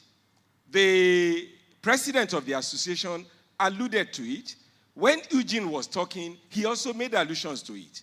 These are the severe issues, not just facing Nigeria, but a global crisis. So I tell myself that when I come to this kind of audience, I'm not coming to convince us that climate change is real. We all know the challenge that we are facing. And I'm glad Dr. Ufot is also here. Nigeria is not immune to the harsh, escalating consequences of climate change. Distinguished ladies and gentlemen, permit me to step away from the routine issues we are all familiar with. I can simply come here and throw up the issue of there's a need to review and enhance our laws. I can come and talk about that. I can come and talk about the stronger commitment that we need to enforcing pollution control and conservation, advocating for policy development, integrating innovation. I can come and talk about all of this. But these solutions that I have just thrown up, they are solutions that are necessary. They are solutions that are relevant. They are solutions that will continue to be there. But the fundamental question is, these solutions, can they take us out of the woods? These different solutions that we throw up at all times, review our laws, change our laws, do this, can they take us out of the woods? And I tell myself, I believe strongly that Africa, nay Nigeria, we are facing severe environmental threats. My approach this morning, therefore, will be that of a practitioner who leverage academia not only to inform, but also to critically reflect on core principles of policy making. In one of the paragraphs of the invitation letter that was sent to me, they highlighted it. The theme aims to examine, these are the crucial things, realities, alignments, and contradictions in the global action. We can gloss over this conference without taking note of these critical components. And that was why when the president was here, the president said, I would deviate from my lecture. The president said, I'm going to throw up some things. Those are the core words that we should be concerned with. Why are they interested in realities? Why are they interested in alignments? Why are they interested in contradictions? I'm going to identify 5 things to show us that this is where we are coming from and this is where we are. Because if you don't know where you are coming from, you can never define your way forward. If you don't know where you stand at the moment, vis-a-vis where you are coming from, then it will be a challenge for you in terms of what should be your thinking moving forward. What are those 5 things that I'm going to throw up? These are things we know. Since the concept of environmental sustainability emerged, all of us, we know that it has always been a conflict between ecological integrity and economic development. That is what has always happened. The economy depends on the environment. So it is only when the environment is healthy that the economy can continue to be sustained. What is the second one? The global north rose on the back of carbon-intensive industrialization, establishing itself as today's economic power bloc of the world. In contrast, nations of the global south continue to battle low levels of economic and industrial development. The third one, then came the compounding challenge of climate change, disproportionately impacting the economy of developing countries.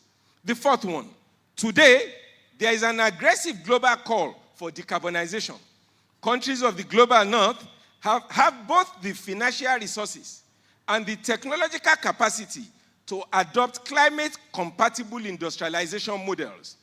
Developing countries, however, will continue to face significant challenges in doing so due to the limited pre-existing incapacities. While developing countries are urged to keep fossil fuels in the ground, countries considered leaders in climate finance continue to extract some of the world's most carbon-intensive petroleum. And I need not give examples. The Ukraine-Russian war has given us clue to some of those things that has happened since the war started. This point, I say, raise probing issues. In the face of the disturbing historical dynamics, particularly the disturbing challenges confronting the global south, including Nigeria, what are the viable options for managing environmental resources? How can conservation and protection efforts be strengthened? And what hopes lie in emerging global innovations technology for sustainable development? In 2015, world leaders united to make a historic commitment to urgently secure the rights and well-being of all individuals on a healthy and thriving planet. Agenda 2030 for Sustainable Development, which was adopted during the gathering, was a global roadmap for ending poverty, protecting the planet, and tackling inequalities. The 17 Sustainable Development Goals, which serve as the cornerstone for the agenda, are all aimed at addressing the causes of violent conflict, human rights abuses, climate change, and environmental degradation.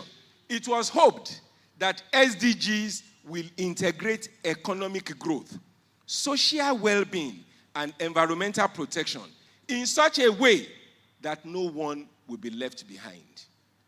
9 years after adopting the SDG agenda, with less than 7 years remaining, what is the stark reality?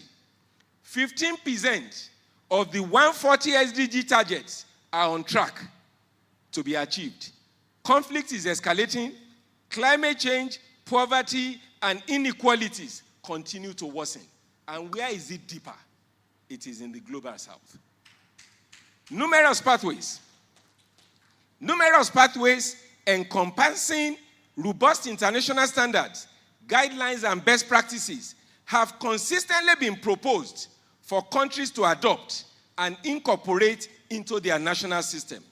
Many of these approaches are promoted as capable of facilitating the concurrent achievement of the SDGs within the context of a renewed global partnership that gives priority and new spirit to solidarity, cooperation, and mutual accountability.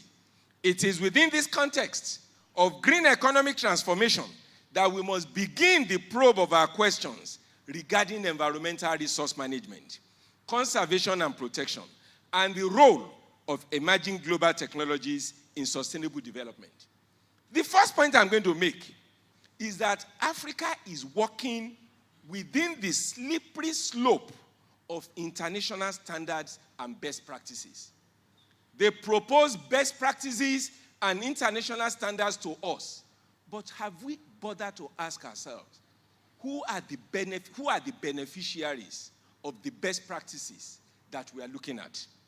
Some of the highlighted models of standards, guidelines, best procedures are backed by persuasive regional and international soft laws or binding legal frameworks, encouraging state parties to commit to these standards and practices. How effective have been the outcomes for developing nations and emerging economies of the Global South? How clear is the Global South as to the way forward? The widely accepted, though often rhetorical understanding, is that green industrialization, rooted in decarbonization, provides a myriad of opportunities. What are those opportunities? We have talked about socioeconomic benefits, including employment generation. We talk about reduced economic susceptibility to fluctuations in energy prices. We talked about improved energy efficiency, opportunities for industrial development as a result of expansion of low-carbon technologies, reduction in costly to treat waste, improvement in air quality. In reality, however, what has happened and is still going on is that the benefits of low-carbon transition continue to favor the industrialized economies. Why do I say this? Look at the statistics. For instance, over 42% of renewable jobs are in the European Union. The United States of America, China, India, and Brazil. The African continent can only boast of about 2.4% of the jobs created in the sector. If the premise of Agenda 2030 is to end poverty and promote peace and prosperity for all, why is it that countries of the Global South have remained stranded as victims of an uncontrollable force of economic stagnation? The answers, to my mind, are to be found in the core enablers of low-carbon development, namely the failure of international collaboration, the problem of technological innovation, and the challenge of digitalization. I will just briefly, 2 minutes, explore them. What is it that I'm saying about the failure of international cooperation? What climate change has demonstrated is that good intentions and slogans are poles apart from providing objective and realistic solutions to problems. While the Paris Agreement calls for collaboration among all parties, the growing mistrust between developed and developing nations is ringing alarm bells, posing significant challenges to the international climate change regime. The core of the contradictions that we have continued to witness and which continues to undermine the sustainability agenda is that it is built on an entrenched system where intellectual, social, financial, and economic rights are all structured and intended to protect, safeguard, control, and maximize assets in its different forms. So the question to ask ourselves is this: if assets is what grows economy, and there's an entrenched system that keeps assets in the hands of a few, and we are all pushing forward an Agenda 2010, premised on that entrenched structure, there's a challenge. I am not saying that structure is going to change. I am only going to be throwing up what should be our own approach in working with this entrenched structure. If you don't change the entrenched, if you cannot change the entrenched structure, then you must be able to manage your own self in the way you engage with that structure. If you don't change your engagement with that structure, you cannot achieve anything. You will continue to run after it. With respect to the problem of technological innovation, research indicates that all of the pillars of economic growth, innovation, stands out as the most significant driver. What are the realities and contradictions in the global emerging innovative technologies for sustainable development? With respect to general environmental technologies, such as pollution control, water pollution control, and solid waste management, among others. The dominant countries are Europe, Japan, United Kingdom, and the BRIC countries. In the case of renewable energy technologies, 3/4 of the patents, because patent is ownership, 3/4 of the patents originate from only 4 countries: China, Japan, United States, and Germany. What did China do differently? I will jump the gun to say this. China is using the Lagos State model, or China used the model that probably Lagos State copied. China focused on, we will use our people. Lagos is looking at a hub at Yaba for developing ideas and then entrenching those ideas. They are the off-takers of those ideas, ideas of Nigerians, Nigerian youth. That is what is being harnessed, and that is what we are going to grow with. It is not what people are selling to us. That is the vision that we should be driving. And I say, conversely, Africa, along with several other developing and emerging economies of the global south, is increasingly becoming a dumping ground for obsolete environmental technologies and renewable energy technologies. When you are not the maker of something, how can you repair it? And that is why you see so many of street lights. It's either they are moribund and we are hanging them there as artifacts that will one day end up in the museum, or they remove them and throw them in the sea because we cannot manage them. They are not the product. We are not involved in the co-creation of this, and we are not the owners of them. When a nation lacks the capacity to innovate its own technology, and must rely on third-party technologies, there are significant implications and consequences. In addition to the earlier mentioned challenges that such a nation will continue to grapple with, this situation can degenerate further and ultimately become an issue of national security. There are several ways that this issue can manifest. When you look at genetically modified seeds, there are so many advantages that we can get from it. In terms of the way it will enhance crop yields, reduce the need for pesticides and herbicides, and boost profit. There are so many advantages. But if it is not your own, if you are not involved in co-creating it, if there are disadvantages to it, you will take on. I'm sorry. It is because I am worried. I am worried at the kind of thing that we are embracing. And I don't think there is any other body that can be a resounding board for carrying forward the message of what we should be doing than the Nigerian Environmental Society and its members.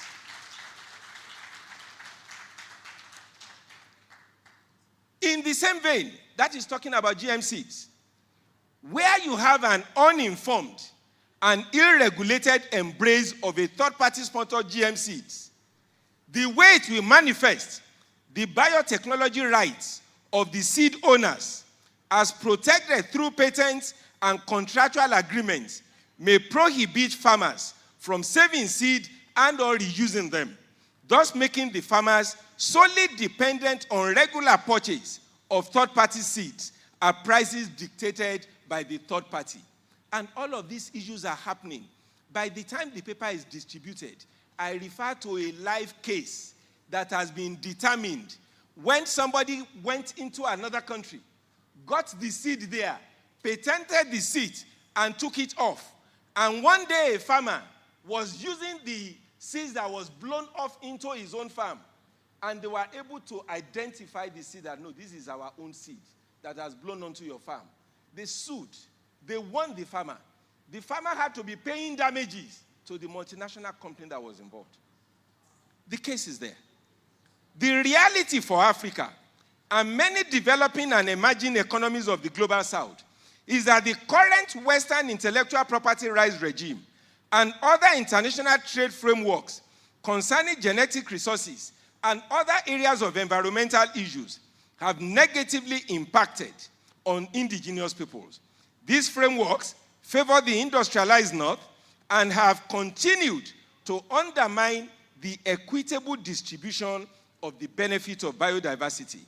Building on this, multinational companies have continued to make so much money. The challenge of digitalization.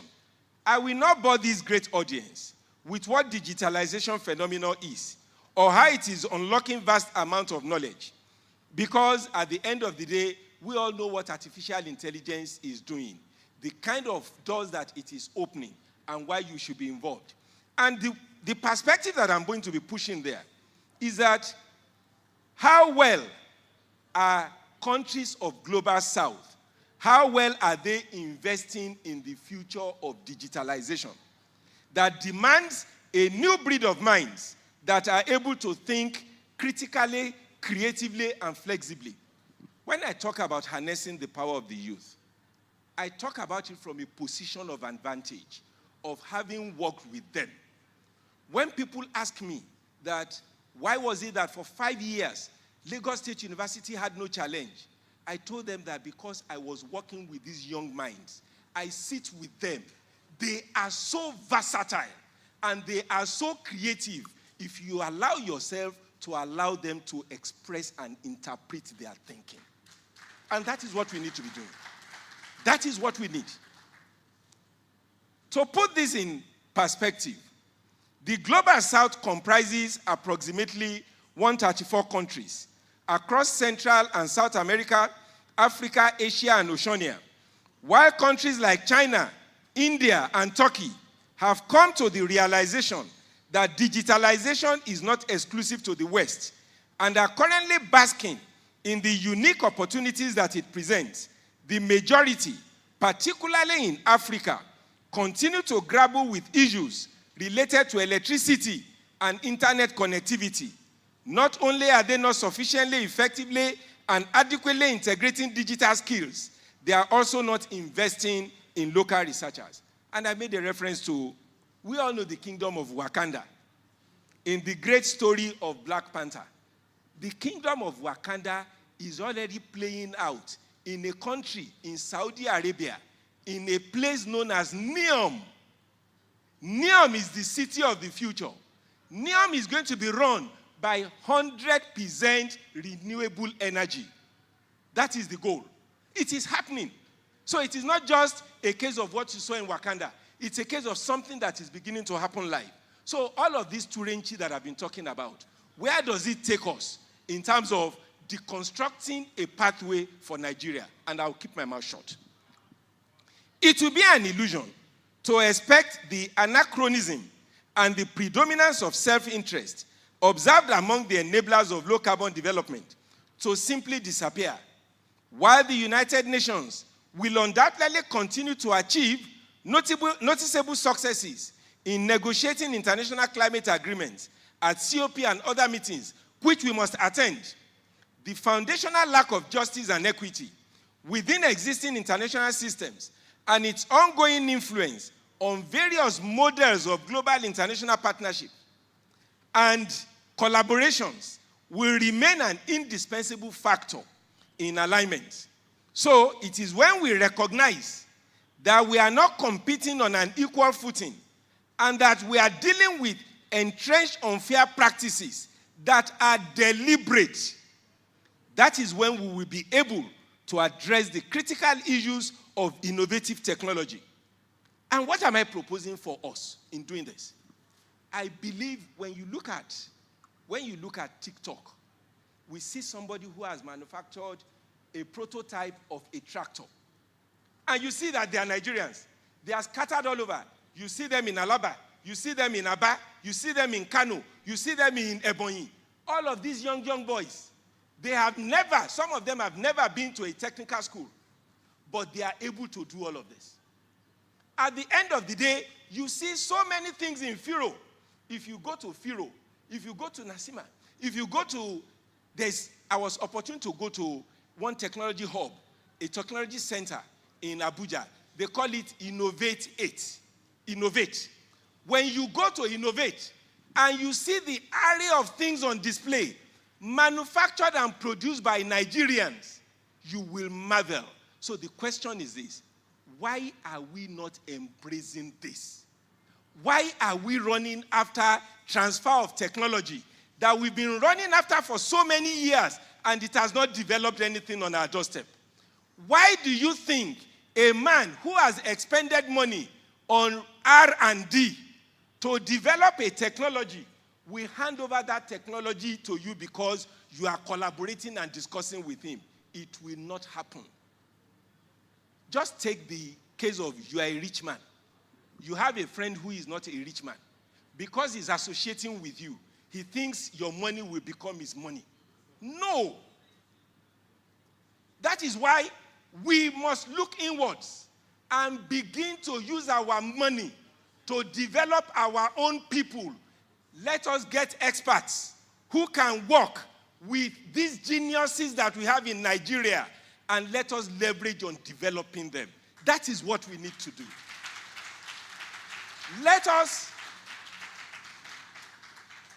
I see screaming headlines.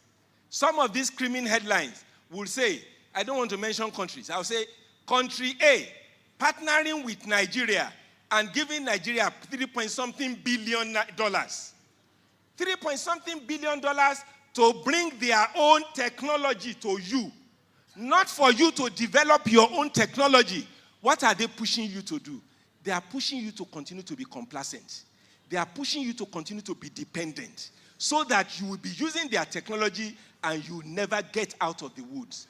If you look at the countries that have gotten out of the woods, take China, take India, take Turkey.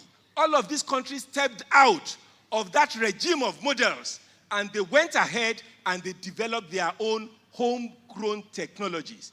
When we had the local content in the early around 2003, I was part of those who did it. But what do you see happening in Nigeria? It was local content for the oil and gas industry. The idea was that Nigerians will be part of the co-creation of this, and that when they give a contract, that Japanese or Taiwanese company will come to Nigeria and develop it in Nigeria. But what do you see happening? Nigerians deliberately, if there is a period of 3 years for that project to run, they will not do anything the first year. They will not do anything the second year. When it is 6 months to the project running, that is when somebody will come up and say, there's now an emergency. We need to meet the target. Target that you did not struggle to meet for 2 years. In the third year, when you know 6 months more, based on that emergency that has been self-created and self-inflicted, they will get an approval not to go through the process of involving Nigerians. And they will get an approval to go ahead and source from outside the country. So we use our money to develop other countries' technologies. What is wrong in our people doing these things, making mistakes, correcting the mistakes? It is our money that we are using to make the mistakes and correct it. I had a boss, Professor Peter Okebukola. When his son was about 6 years old, he was playing with a computer. And one of us said, Oga, he will spoil this computer. He said, let him spoil it. I will repair it. When next he's playing with it, he will know that it can be damaged, and he will play with it in a different way. That is the kind of thing, the kind of orientation that we need for ourselves. And I said, for too long, Nigeria has been obsessed with the unending search for technology transfer, often settling instead for foreign technologies. We assume that by engaging technology suppliers in collaborative process, they will ultimately transfer ownership of these technologies to us. The approach challenges the settled logic of investment in R&D.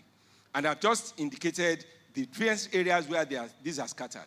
So I say, now is the time for Nigeria to take a bold, inward-focused approach to supporting these innovators by engaging experts who can help reevaluate their value chains and models.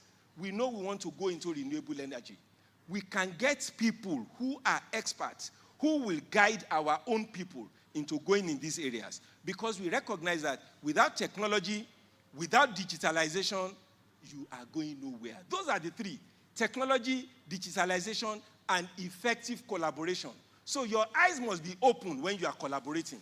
And you must be clear-headed in terms of the technology that you want to take on board. We must develop a consciousness for the strategies employed by relentless global competitors who intermittently donate money and other things. These are Greek gifts that are simply aimed at deepening our complacency and dependence on foreign solutions while dampening our enthusiasm to support homegrown technologies.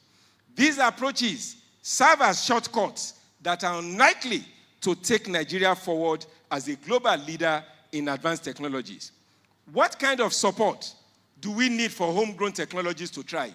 We must carefully and deliberately de-risk the various threats that is present across a wide range of policies: fiscal, industrial, environmental, energy, labor, and skills, which are what the brilliant minds at this conference will be discussing the next couple of days.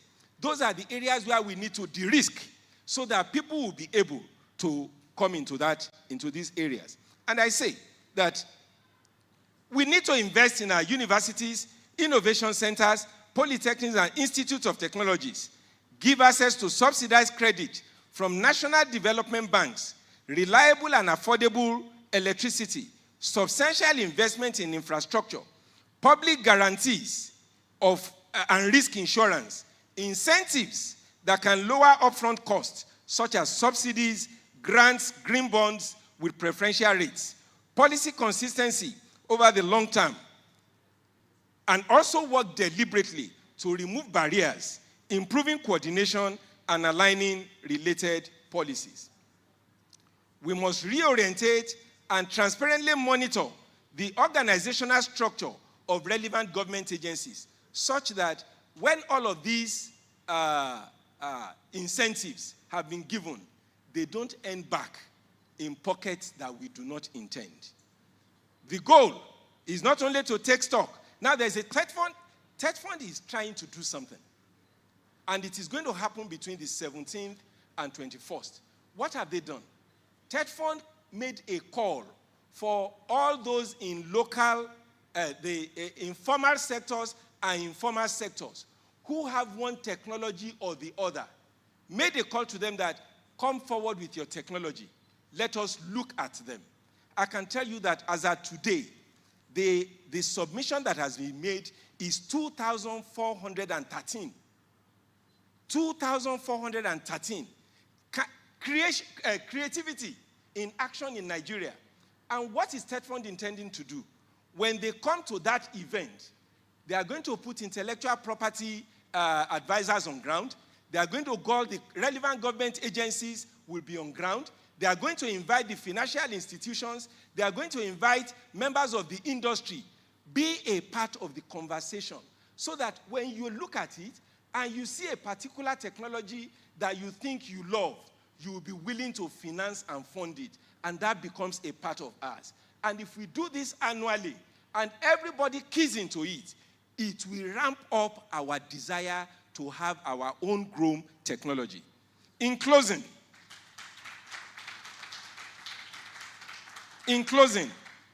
I reflect on the African Renaissance Retreat held in Kigali, Rwanda, from September 6 to 8, 2024. The retreat brought together some of Africa's wealthiest individuals to engage in open and honest discussions about transforming the African continent. For Africa, the journey ahead is a collective one, and this group of influential leaders, together with our political leaders, have a pivotal role in liberating the continent from dependency. It is time to set aside our prejudices and focus on those things that unite us. For Nigeria, we need to look inwards. And I'm so glad that the Environmental Society of Nigeria is taking the leadership to look at what is the role of technology when you look at what we should have in our environment. I wish each and every one of us very fruitful and productive discussions. And thank you for the opportunity.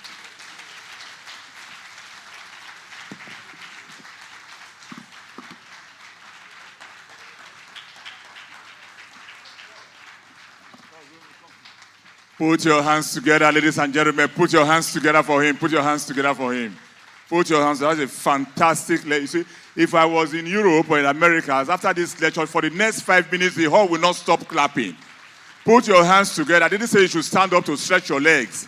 I said you should clap for him for that very eloquently, superlatively, excellently delivered lecture. Put your hands together for him.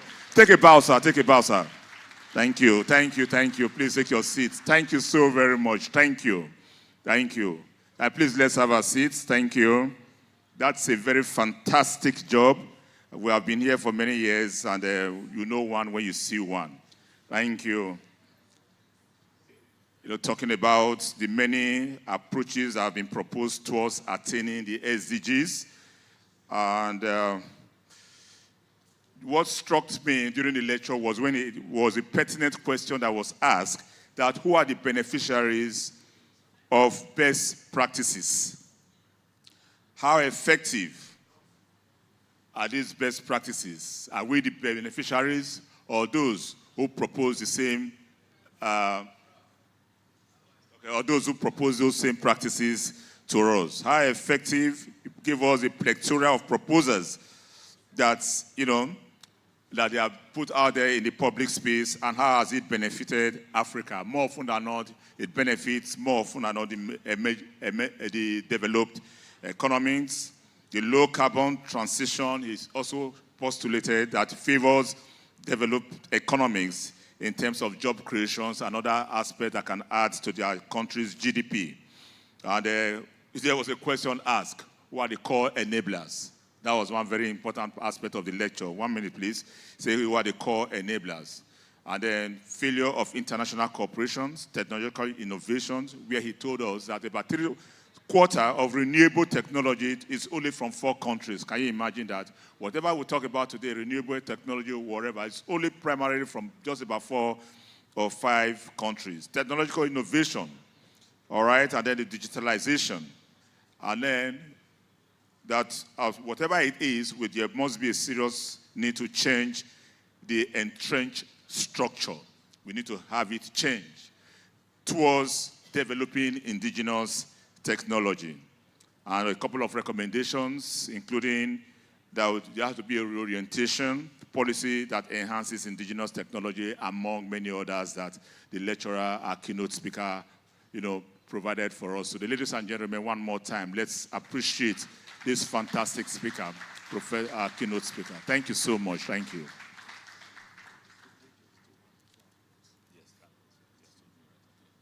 Okay, so yes, we want to very quickly, although he's not on the mic, he doesn't use the mic because his name is not Mike, his name is Bayo.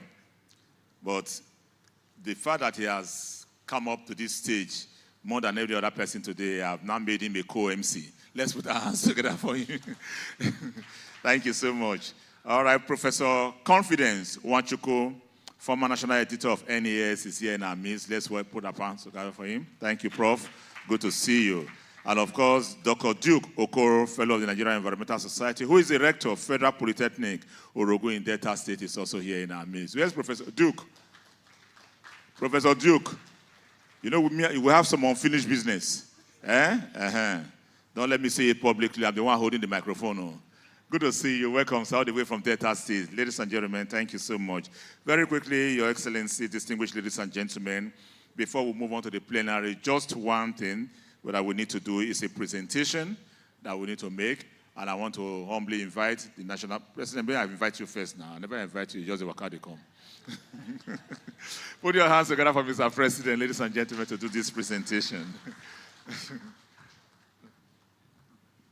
Thank you, Mike. I want to plead our indulgence to honor our chief host, His Excellency, the Governor of Lagos State, as he needs to go for other official engagements. I want to appeal to the Governor of Borno and Niger to be patient with us because we still have the presentation time on the agenda. His Excellency, the distinguished Governor of Lagos State, Mr. Babajide Sanwo-Olu, please, I will need, please, a round of applause for His Excellency, please. I want to call on the BOT chairman and the past national presidents here to please join me at the stage as I present this award to His Excellency. Now, I must say this. When you see people doing good and what is right, you must encourage them and appreciate them. Your Excellency, I said in my speech and my opening address that the initiative of infrastructural development should not be watered down. The rail system is a huge contribution, not only to the infrastructure of Lagos State, but to human development and logistics. When people have opportunity to move freely from one location to another, it enhances their developmental capacity and also the need to improve in their creativity and productivity. That's in which the Lagos State governor has done. And in your response, you made remarks on also using the waterways as a means of transportation. That is highly commendable. Please appreciate His Excellency. Not only that, you went further to assert the governor's commitment to carbon emission reduction and the net zero initiative. And you said that a climate register has been opened by the state governor. That is amazing. Please appreciate His Excellency. This award, the Eko 2024 Environmental Excellence Award, is presented to His Excellency, Mr. Babajide Olushola Sanwo-Olu, the Executive Governor of Lagos State, in recognition of your outstanding commitment to environmental sustainability and unwavering dedication to fostering a healthier future. Your Excellency, congratulations.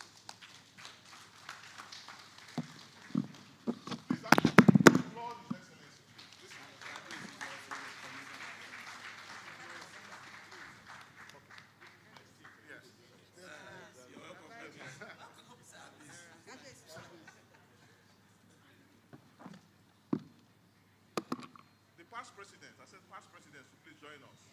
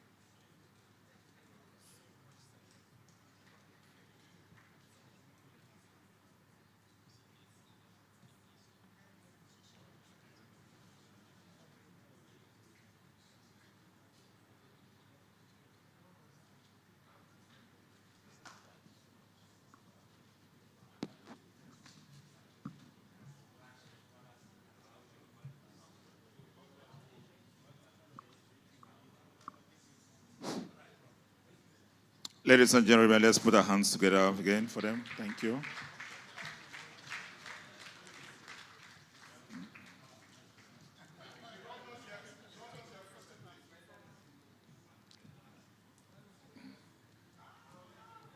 His Excellency, the Governor of Borno State, please join. Oh, thank you. Yes.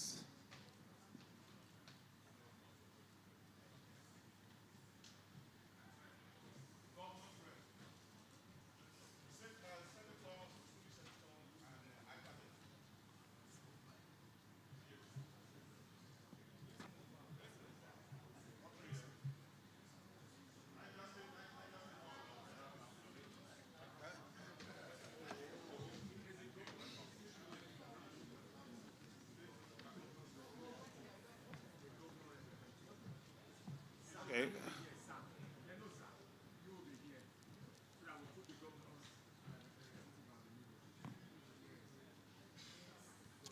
Okay. Yes, sir.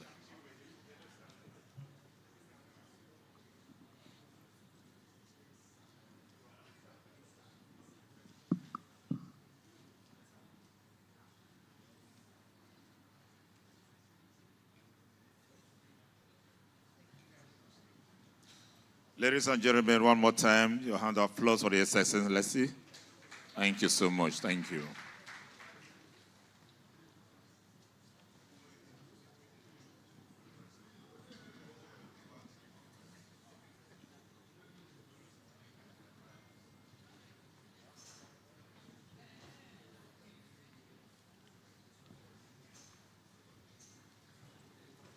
Distinguished ladies and gentlemen, we have done quite a lot today.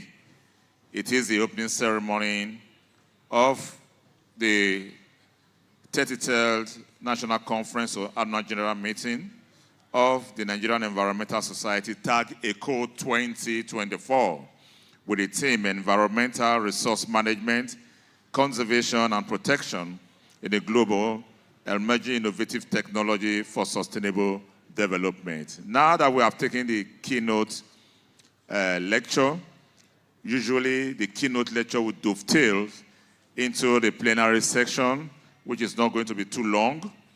And I have the pleasure to very quickly recognize and invite to take their place on the stage the panelists. First is Professor Babajide Alo, the BOT chairman. Please, let's welcome him to take his seat here on the stage. Okay. Or any of them, sir. You are the BOT chairman, any of them. Just take anyone. Thank you very much. Thank you. I recognize and invite very warmly to join, because the BOT chairman right now on the stage is very lonely. So please keep in company one of the discussants, Engineer Dr. Abbas Suleiman, Director, Impact Assessment of the Federal Ministry of Environment, Regulatory Aspects. Engineer Dr. Abbas Suleiman, please. Is he around? Okay. You can't miss him at all. You can't miss him. Yeah. Very involved in regulatory activities. Thank you very much. Thank you. We also want to recognize and invite to join the panelists, a very good friend, a fantastic scholar, researcher. He is the Deputy Director, NNPC/Shell Joint Venture Center of Excellence in Environmental Management and Green Energy of the University of Nigeria, Enugu campus, Professor Ugochukwu.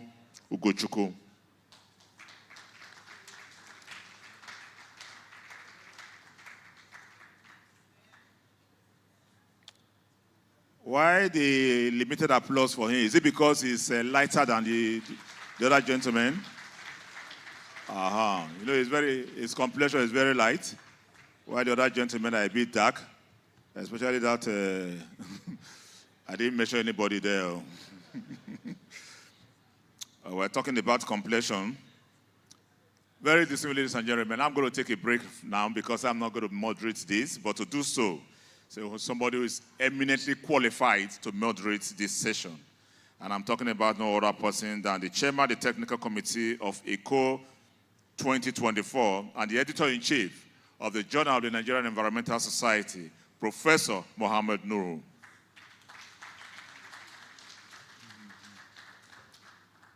Prof, I'm handing the mic to you. Thank you very much.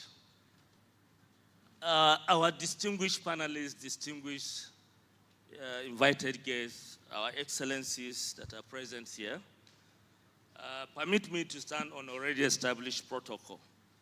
We already have distinguished personalities in the plenary session, and I want the ball to be set running by inviting our erudite professor, distinguished Professor Alo, who has contributed and mentored so many other people.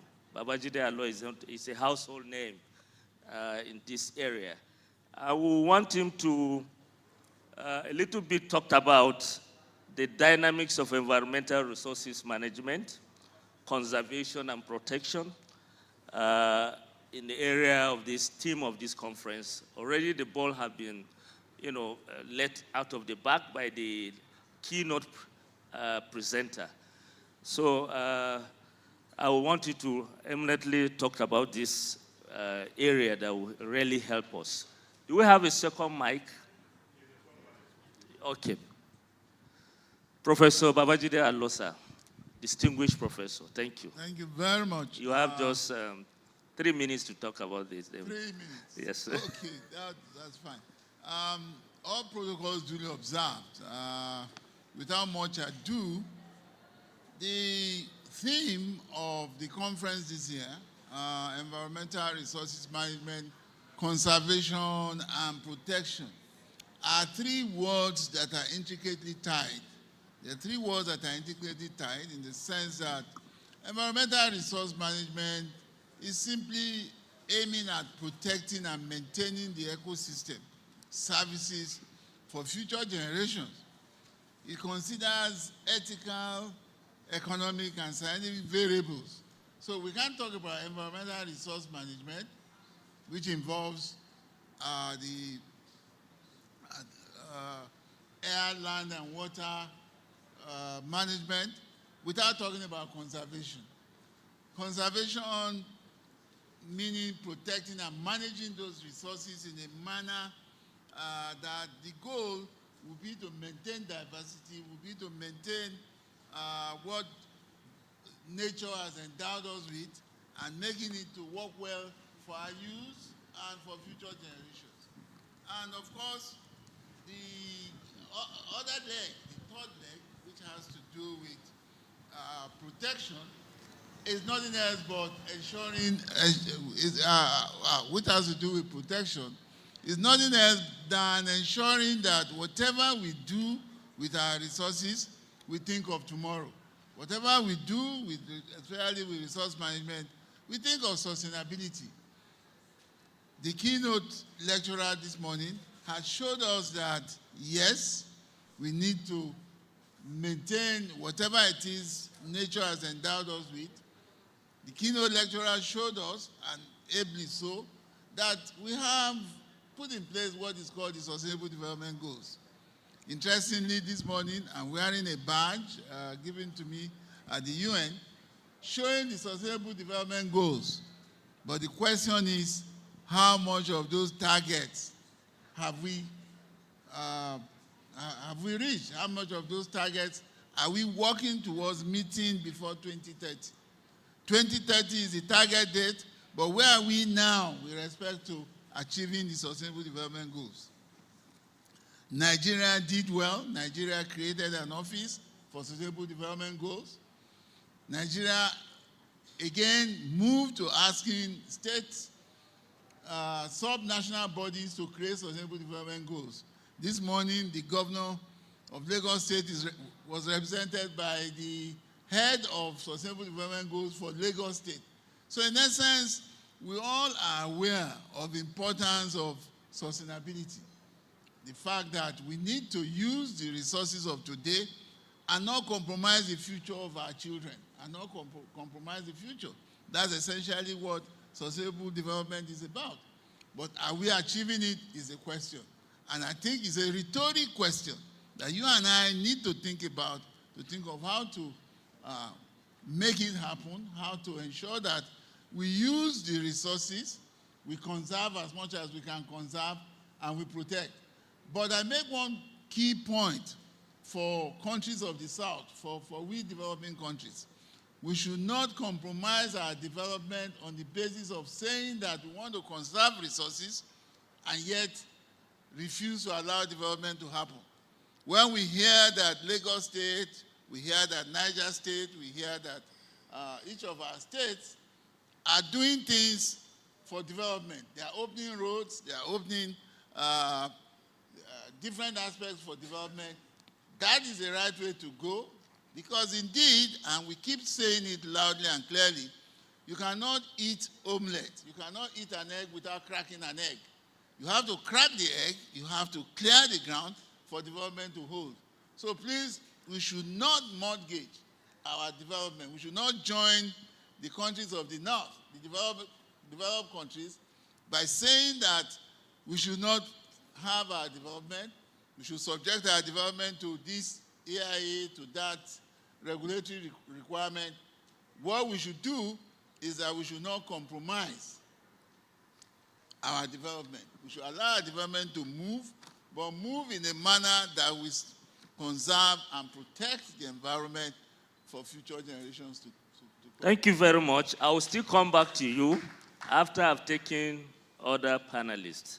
I'm going straight to Engineer Dr. Abbas Suleiman, who is a director in the regulatory agency of Federal Ministry of Education, Environment. I want you to really dissect what is happening in the global initiative examples and looking at the effort Nigeria is doing. For instance, we have some initiatives that had to do with the UN environment programs, digital transformation initiative. We also have the World Bank Environmental and Natural Resources Management Program, European Union's Horizon 2020 program.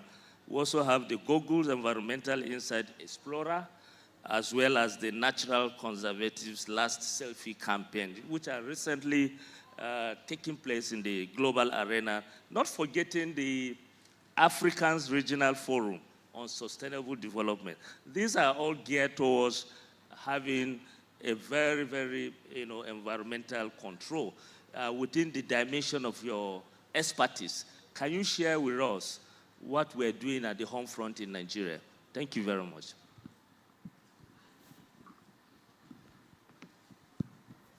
Thank you very much, moderator. Before I start, let me give one small anecdote. Sometimes in 1978, the United States President then, Jimmy Carter, was preparing to visit Nigeria.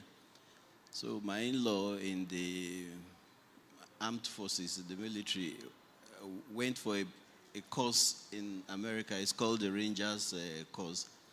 And they took them into one room and showed Murtala Mohammed Airport, where our military were practicing. They were carrying out rehearsals, preparing to receive the president. And they said, look at your country, see what you're... And at that time, all the satellite technology, remote sensing, all the tools we have in our hands today were not, available. It was just only within the U.S. military. One of the officers just felt that what's the point in coming for this course? He's going back home. He felt that we have lost it, we can't catch up. So I just want to bring it to the keynote speaker's lecture. If we had had this panelist discussion before that lecture, then we would have... what some things would have been saying would have, been driven home with the lecture. But after the lecture, I was like, why can't we just go and then ponder over the lecture and not bother about this? But however, we still have to let people know that there is a lot that government is doing in terms of environmental conservation vis-a-vis emerging global technologies. I mean, simply put, technologies that is being deployed to, bring modern day issues to environmental management. First and foremost, in a rules-based order, what government should do is to provide laws. Yes, Professor Fagbon said we shouldn't talk about laws, but we still have to mention it, that in every civil society, government should provide laws, provide institutional arrangements, create agencies, provide regulations, and create enforcement capabilities to be able to, meet these emerging challenges and trends. To respond to the areas of interest that you have mentioned, especially collaboration with international multilateral agencies on new issues. There's so much that the Federal Ministry of Environment or the government of Nigeria is doing, beginning with the most recent one, which is the creation of the National Council on Climate Change, the enactment of the law, and the creation of an institution to make sure that all the things that are agreed at the international level is played out in the local level in Nigeria. The EU, the World Bank Natural Resources Management Systems have a number of programs and initiatives that are already in place in the areas of renewable energy where AI can be severally deployed. There's a World Bank grant and loan for promoting renewable energy resources through the REA. We also have support to the Ministry of Environment, to the National Biosafety Agency in the issues of biotechnology, to even the National Space Research and Development Agency. Not as we prepare to go to the Conference of Parties for the Climate Change, the UNFCCC, the EU met with several government agencies to see how we can harmonize our position such that when we get to the forum in Baku, there won't be discordant notes from government departments. I dare to say that there's a lot that Nigerian government institutions are doing, even practically in terms of deploying emerging technologies in managing conservation.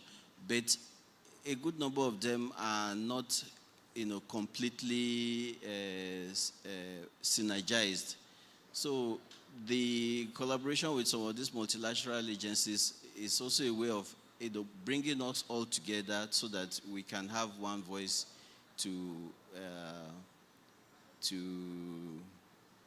present at a global fora, which of course might open up additional space for climate financing and what have you. It's a regulator's dilemma, really. You know that you have to match environmental development with economic development, and like our mentor have said, you cannot make omelette without breaking eggs. So you, the regulator, on one hand, your main job is to protect the environment, but at the other hand, you work for government, and one of the government's number one priority is to enhance economic development. So when you just like a bird on a wire in trying to see how you balance all these competing interests and needs. So I would say that the federal government of Nigeria has been doing a lot, and there is still more that we can do in the aspects of regulation as far as the theme of this conference is concerned. Thank you. Thank you very much. As we continue to see your international handshake, we want to see our foot on the ground so that the desired impact of the result will be felt. Let me move on to the last panelist, Professor Uzo, who is the Deputy Director in the NNPC Shell Joint Venture Center of Excellence in Environmental Management and Green Energy Initiative. So I want you to really quickly talk about how can we achieve effective stewardship within the context of remediation of contaminated sites, restoration of ecosystem and livelihoods, and enhancement of environmental governance, so that we'll be able to see how monitoring and tracking of environmental parameters can be achieved. Thank you. You have just 3 minutes. Thank you very much. It's a pleasure to be here, standing on the existing protocols. Well, I want to start this discussion by making certain things very clear. The word pollution and contamination are strictly not the same, but in the context of this discussion, we will assume same, because actually pollution is a bit further in the sense that you have your water there. If I have a drop of Fanta or Coke there, you could say it's contaminated, but you cannot say it's polluted. So, but in this context, we want to assume contamination with the same as pollution. Now, in Nigeria here, we have activities, anthropogenic activities that are associated with pollution. Now, the major industries that pollute the environment in Nigeria are the oil industry and the mining industry. I think with the mining industry, we have to bother with the heavy metals that are discharged into the environment mainly. The oil industry will be the hydrocarbons, where you have the total petroleum hydrocarbon and the polycyclic aromatic hydrocarbons. Now, the major threat to life, which pose risk to life, why we need to remediate environmental sides when it comes to crude oil is mainly because of the polycyclic aromatic hydrocarbons. These ones pose greater risks to health. Now, the question is, what do we mean by remediation? What we mean by remediation is simply the removal of the very pollutants that pose risk to the environment, at least to a level that the risk is either insignificant or completely eliminated. So now, there are various technologies for doing this. If you talk about the oil-polluted areas, like in the Niger Delta, there are known technologies for carrying out the remediation. But the challenge I have personally, as a scientist, is the fact that you have some companies carry out these remediations in the Niger Delta and they are given approval as having cleaned the sites. And you find out that the sites are polluted. Why is it so? It's very simple. I think the mechanism of clearing these companies as having done successful remediation is lacking in what I might call technical competence. For instance, if you tell an expert that biodegradation is effective and you have been able to use microorganisms such as bacteria to eat up the hydrocarbon, what they do is to carry the sample, and go to the laboratory, and then you do the analysis. If your GC trace, which technically they call the chromatogram, is showing that the ratio of pristine and phytane is higher with respect to pristine. Technically, the person knows that your claim that biodegradation has taken place is false. It's not true. Because pristine being a straight-chain hydrocarbon, the microorganism find is there to degrade. So if you claim biodegradation has taken place, it should be phytane being higher than pristine. This is one of the easiest ways you can check. But the problem now is this. If I carry out remediation in Niger Delta and I submit my report to HIPREP, for instance, HIPREP has no way of checking these things. They don't know. So I think if the government has a way of bringing in experts who will look at the report, and I will insist that you submit your chromatogram. As an expert, I will check the chromatogram and we will establish whether that has taken place or not. That's number one.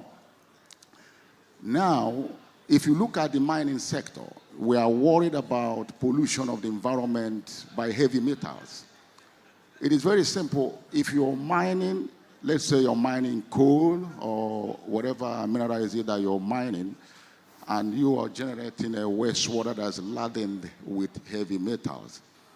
Now, if these heavy metals encounter acidic medium, they become mobile, and then the water column is polluted with these heavy metals. But if you put anything that ensures that the pH is coming up to 7.0 and above, what you notice the situation where the heavy metals are rendered immobile. And so they cannot pollute the water column, and they go down to the sediment. The question would be, okay, when they go down to the sediment, are you not polluting the sediment? You're actually doing polluting the sediment, but not at a higher degree. The reason being that that's what they call natural perturbation And this releases the heavy metals just very gradually. So at the end of the day, you will find out that you're not suffering any level of pollution. Now, the important thing about remediation is, what do we want to achieve at the end of the day? It's not just about trying to reduce the level of pollutants to the extent of not posing risk to humans. It is to restore that environment as much as possible to what it was, status quo ante. Now, if we can do that, then we can say the whole exercise is successful. And we'll do that by looking at the contiguous environment, finding out what is it, or what were those things that were in existence that were in harmony with the ecosystem. We try as much as possible to ensure that those things are in place post-remediation. But that way we can be sure we have restored the environment. It's a whole lot of stuff. So your take-home today should be, well, this environment is contaminated, this ecosystem is contaminated. Is it contaminated with what? It's going to be contaminated with those substances, which we call pollutants, that pose risk to human health. And we know that these substances, which we call pollutants, are largely heavy metals. And then in our Nigerian country, there are a lot of pollutants. But what I'm trying to say is that in this country, we have issues mainly with these ones because of the industries we operate here. Thank you very much. Thank you. We're going to round up by looking at the future directions. And each of the panelists, with the exception of our own Professor Babajide Aleo, will have 1 minute to round up, looking at the context of integration of emerging technologies with traditional practices, development of context-specific solutions, capacity building and training, enhanced public-private partnerships, addressing digital divide and inequality, fostering global cooperation and knowledge sharing, and continuous monitoring and evaluation. Looking at the way in the future where this can be addressed. I will expect our own engineer, Dr. Abbas, for just a minute summary of this direction. Thank you. Thank you. Moderator, please, I want to seek indulgence. Let me extend beyond the minute, because, yeah, it's a panel discussion. We're just to mention the topics, but you have done justice to many of those things by already listing them out. In terms of, let's say, future, like the keynote speaker said, what are we doing now if we don't really, appreciate some of the things that we are doing practically now? We probably might not be able to look forward into, the future. Some of those future things are already here. When we said emerging technologies, a number of things that we are deploying now were technologies that had been existing maybe in the global north in the last 10, 15, 20 years, but is emerging here. Some we even have on our within our palms. I will talk about that a little. Now, from the government perspective, government cannot do everything, but government can create the enabling environment. I'll just digress a little by responding to what our distinguished NMPC said about remediation and checking whether these things are meeting the cleanup standards. Yeah, there are agencies outside the remediation agency that's also go to check these things, and they use third-party laboratories. It may not be deep enough, but we have those institutions in place, beginning with, of course, the laws and the agencies, which is mandated to. Budgetary constraints may not make the job to be as deep as it is required. For future, I want to also say that we shouldn't look at regulatory aspect purely from the government side. Non-governmental organizations, even like the Nigerian Environmental Society, can play a huge role in promoting the use of emerging technologies, for conservation. I will give two examples. Take, for instance, air quality. If you have, real-time air quality data that is relayed by SCADA, to a specific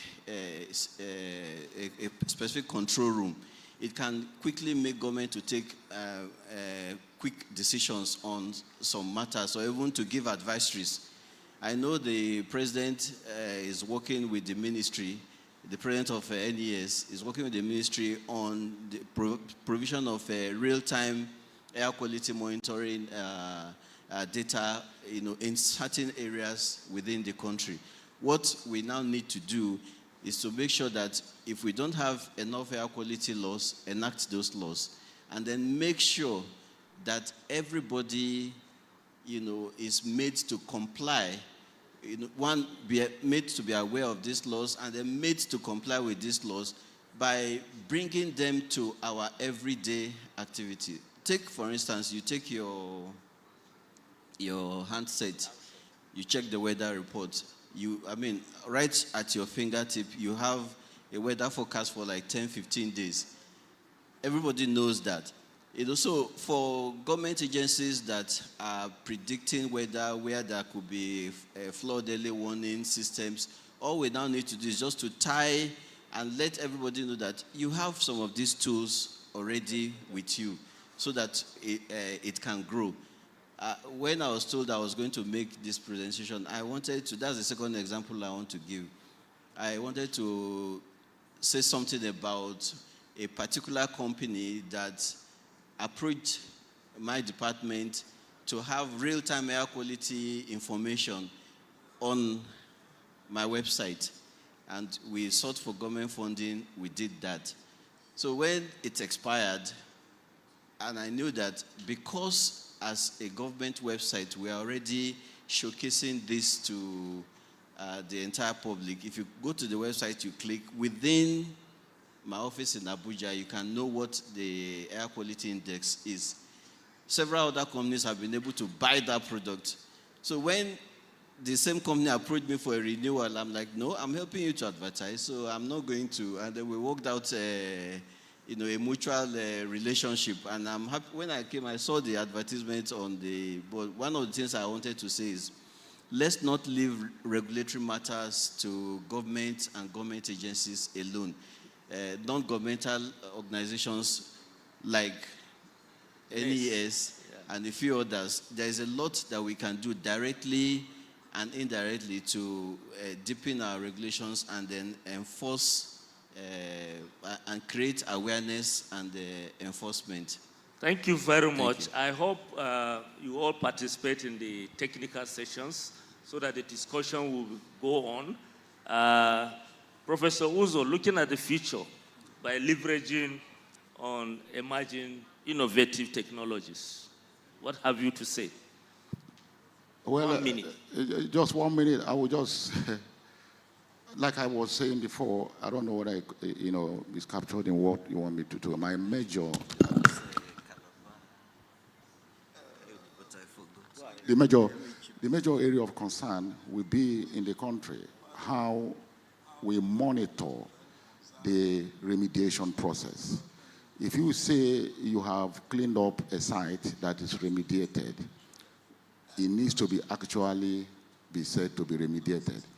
And the only way we can do this is when we have experts who look at the report and look at what you've done, and they can see that, yes, there are no inconsistencies. Scientifically, they are correct. For instance, Lagos State is a state in Nigeria, and we know that there's no way Lagos State will be bigger than Nigeria. And so if you are writing a report and the report is showing that Lagos State is bigger than Nigeria, something is wrong with that report. And so what we have in the country is a situation whereby this is happening. And then these regulatory bodies, I believe, are not doing enough. That's my point. if you get experts who will ensure that when a report is submitted to say a site has been remediated, is actually remediated, will go a long way to... Thank you very much. Lastly, or finally, we want our own mentor, Professor Babajide Alo, to cap it up. How can we accelerate progress towards sustainable development, environmental conservation, resource protection, in looking at the future direction? Thank you, Prof. and moderator. I think one key point that needs to be made and taken away is that there are ample benefits of environmental conservation. Biodiversity conservation now has become the talk of the day. In fact, biodiversity, the implementation of the Convention on Biodiversity is running at par with climate change. Right now in Colombia, in Cali, they're having that meeting on responsible biodiversity management. So while there are challenges for conservation, plenty of challenges, because balancing the competing demands of development with resource conservation continues to be a big problem. We all know, fortunately, the director EIA of the Federal Ministry of Environment is here.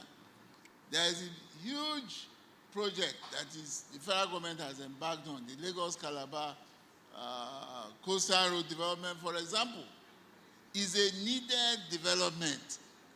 However, different groups have reason to say, it's going to do this, it's going to do that. Yet, we forget, so there is this competing demand and interest that is always in all of these issues. So going forward for the future, please, everyone in the room, Nigerian Environmental Society must always be in the vanguard of ensuring that we do not stifle development purely because of the basis of conservation or the basis of the fact that sustainable development is a key term. When it was developed globally, it was because people appreciate that we need development. And so going forward, Mr. Moderator, I would say all we need to do is for us to monitor the effectiveness of whatever rules we put in place to monitor our development. Thank you very much. Thank you very much. Can you appreciate my panelists for doing well done, and then also doing justice to all this. These have set the tone running for the breakout sessions that will come after this opening ceremony. And for the purpose of handling the mic now, because I'm giving it to Mike to handle the mic, I will announce that Hall 1 will be discussing about environmental protection, resource management, and technical innovation, approach towards sustainable future, as well as waste management in Nigeria, circular economy, carbon credit, renewable energy, source and energy efficiency. That hall will be chaired by our own Professor Comfort Etuk, the VP1. Then Hall 2 will be discussing and presenting papers, brainstorming as well on environmental valuation, urban air pollution and mining challenges, sustainable resource management, green infrastructure, urban planning and mitigation strategies. Also looking at the opportunities and challenges of harnessing artificial intelligence for environmental management in Nigeria and environmental evaluation and monitoring. That hall will be chaired by our own Dr. Chukwumeka Omega, who is this, VP2 of NES. Then the last hall, which is Hall 3, will be presenting papers and discussing on community participation in risk management, climate adaptation, biodiversity conservation, and sustainable economic growth, as well as ensuring access to clean water in Nigeria, food security, and preserving soil health while combating degradation and desertification. That hall will be chaired by our own Dr. Dorothy Bassi, the past president of NIS. And then they will all be assisted by rapporteurs. Clearly, the mark will be presented. The MC will direct where the halls are at the close of this opening session. We want to appreciate everyone for your representation and for your interest in this. Please further appreciate our panelists. We'll take group photograph.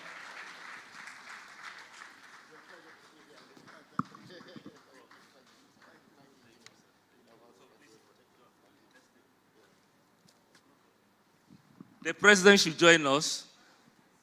Mike, come and take your mic.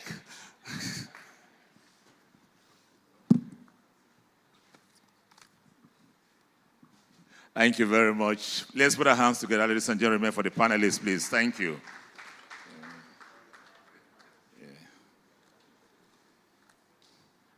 Since this photograph session has to do with those that have been talking, those that have been using the microphone to talk, so it's also very okay for the MC to join them since the MC has been talking.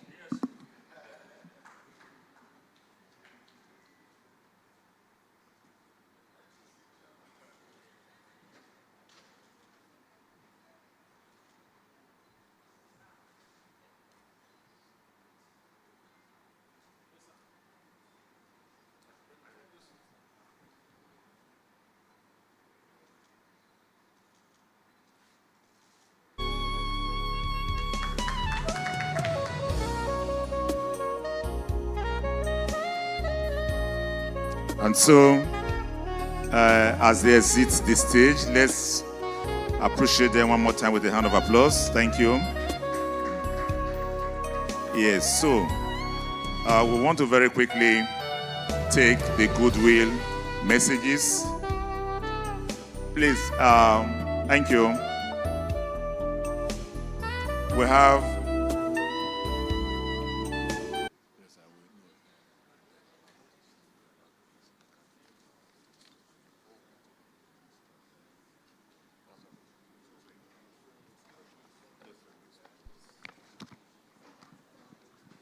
So, very distinguished ladies and gentlemen,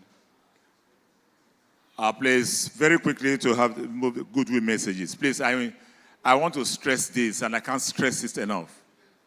The Goodwill messages, please, it should be not more than 2 minutes.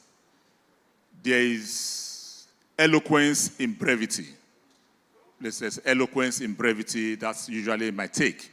So please, I want to appreciate that all of us should please, as much as possible, adhere very strictly to the time stipulated or allotted for the Goodwill message. And so I have the singular honor that I do not intend to share with this, my co-MC here, to invite His Royal Majesty Oba Dr. Adoroyomi Akin Oyebo, the Obatero of Egin Kingdom, Ikorodu, to please move, give us a Goodwill message. Very short. Please, let's appreciate His Royal Majesty, please. Thank you. Can we?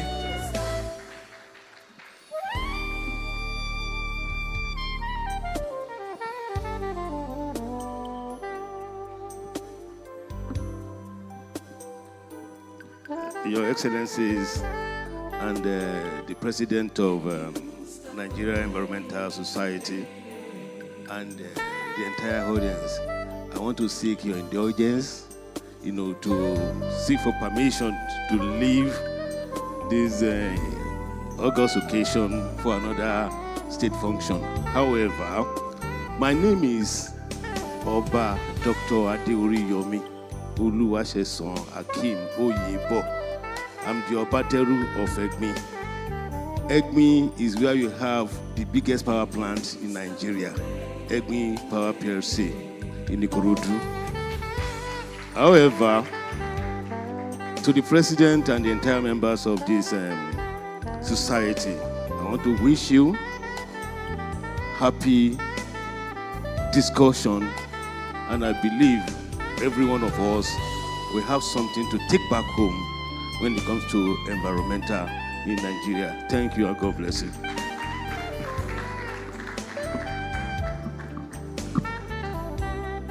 Thank you so much. Thank you.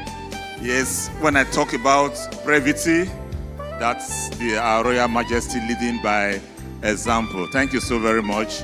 And at this point, I want to very respectfully invite the representative of His Excellency, the Niger State Governor, Dr. Abubakar Mohammed, to please also give his goodwill message. Dr. Mohammed, please.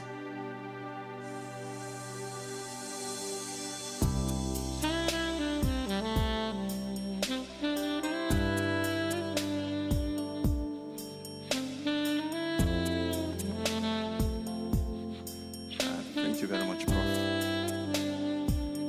Good afternoon, everyone. The President of NES,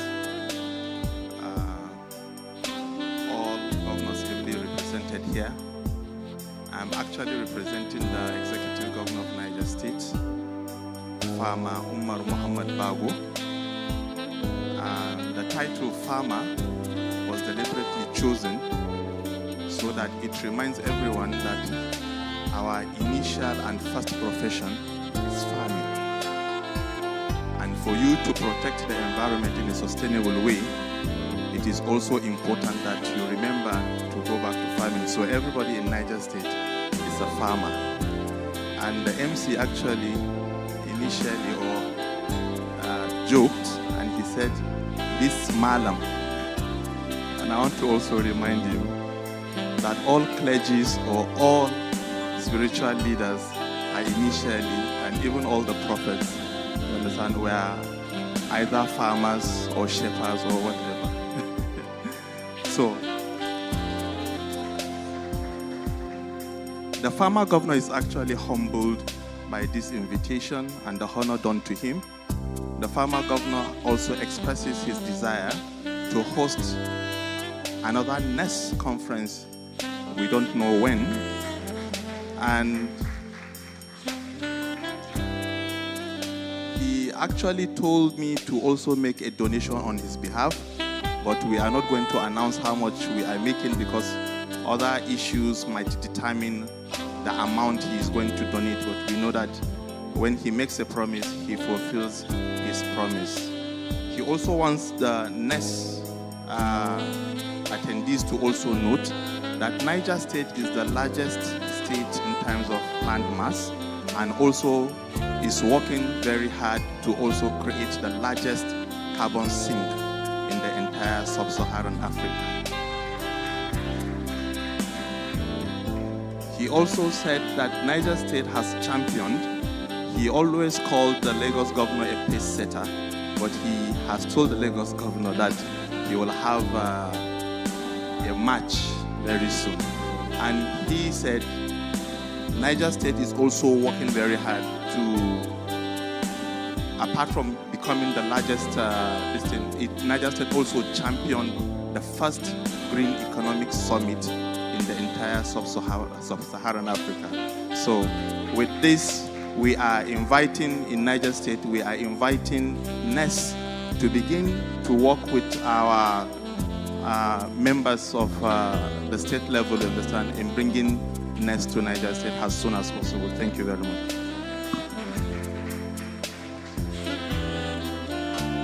Thank you so very much, Your Excellency. Please, I will appreciate you one more time with a hand of applause.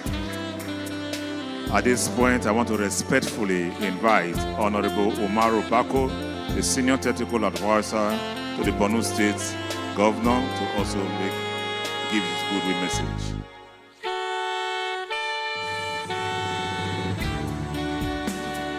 And I'm very sure, Honorable Bako, that when you are done finishing here, you'll go back with, there's something, go back with an item less, and that's this agbada.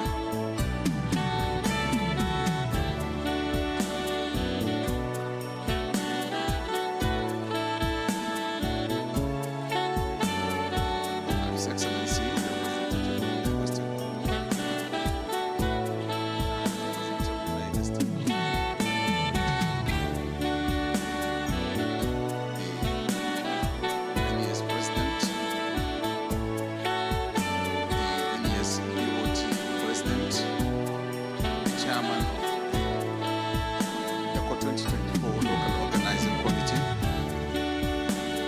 My boss, Professor Babagana Umarazuri, would have been here, but he has just returned from China because we have a series of concerns. We have the state with the governor that works 24 hours. And very unfortunate, we have a state that has been ravaged by insurgency for 15 years and ravaged by the most devastating flood disaster from the 9th to the 17th of September this year. My boss has supported NES in so many directions. He was, or he is responsible for the recent establishment of the state chapter, the Borno state chapter of NES, and he has supported the chapter in so many ways. We are going to make our contribution to NES in a way that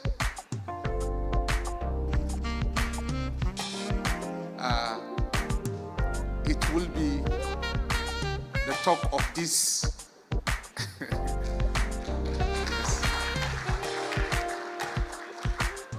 I want to appreciate Dr. Ophobia for doing a lot to the Nigerian Environmental Society. And I will appreciate also the local organizing committee of this particular Eko 2024 annual event. I have some questions for the discussants because I see a discussion on environmental issues that has never touched the most devastating disaster in the history of Nigeria, the flood disaster in Borno State. A director of a federal ministry was here, and they couldn't discuss an event that displaced 1 million people, killed over 300 people, and destroyed property worth 1 trillion naira in a state that has been ravaged by BH, Boko Haram insurgency, for 16 years. There was no discussion on it. I put this as a challenge to NES. And I put this as a challenge to the environmental practitioners. What is the way forward for an early warning system? What is the way forward for mitigation measures for such disasters that can displace 1 million people in 24 hours? What is the way forward for it? For all the discussions, for all the group of discussions we are going to have, I've not had any topic of discussion that dwell on the environmental impact of insurgency. Today, the entire northern states are without light for the past 2 weeks, courtesy of vandalization of power lines by insurgents. This is a serious environmental issue. No discussion on it. Today, the entire north is devastated by a lot of natural disasters. There isn't any discussion on it. I think it's a challenge for NES to put forward a discussion on the way forward for such events. Now, my governor has come up with a lot of developmental programs. We have 24 local governments. Every local government has a school, every local government has water supply, every local government has housing program, and every local government. We are the only state that has a DG for climate change, a DG for Great Green Wall, a DG for AgriCell, and of course, we are the only state that has earmarked a special advisor for environment. We have one in Borno State, and he has a very big office inside the government house in myself. Thank you very much. Thank you, everyone.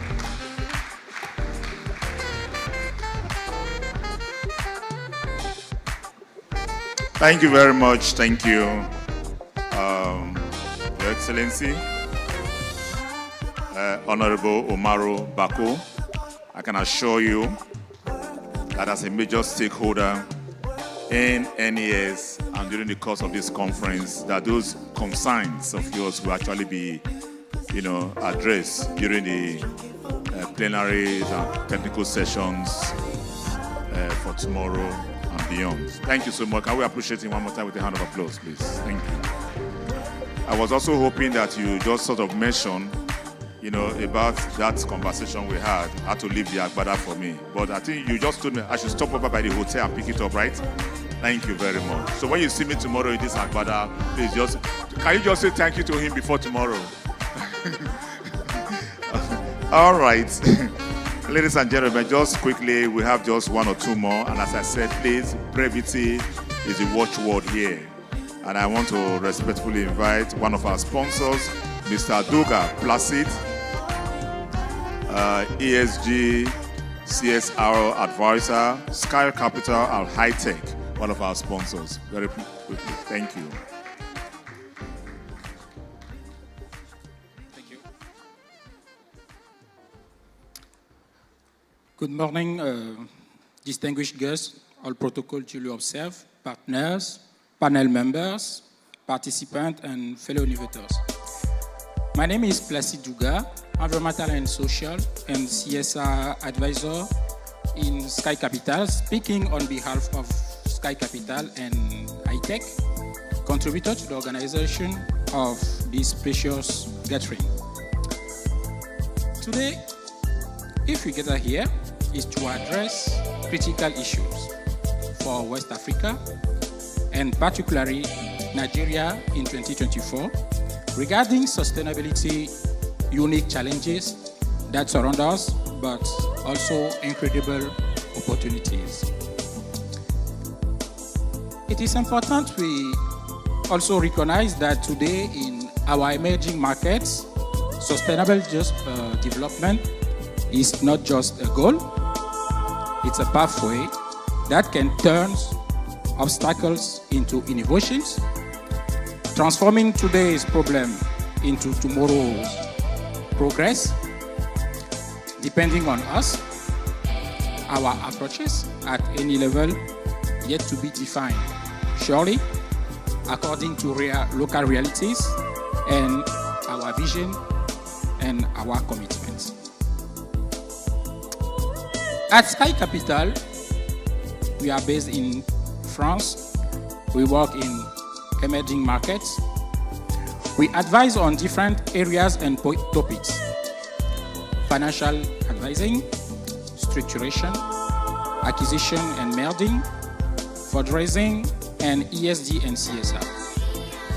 We are a strategic advisor dedicated to advancing sustainability in emerging markets.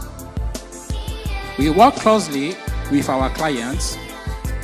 We help bridge the gaps and overcome the complexities that arise when aligning with the requirements of international finance institutions. A best case study is our partnership with High-Tech Construction Africa that most of you know in Nigeria. This notable example of our work is our collaboration with this company. High-Tech has embarked as a challenging yet transformative journey toward full environmental and social compliance with the IFC performance standards. I can assure you. While this path is complex, we are seeing tangible progress.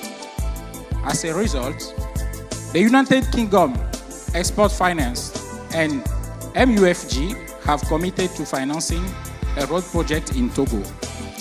This project is advancing in full compliance with IFC standards, setting a powerful precedent for sustainable infrastructure in the region. Distinguished guests, all protocol observed, ladies and gentlemen, I will close before the time. Dear members of the Nigerian Environmental Society, let's return to the spirit of this gathering: collaboration, partnership, innovation. Sky Capital, and on behalf of High-Tech, is honored to be here today among experts and innovators who share our commitment to sustainability growth in Nigeria and across West Africa.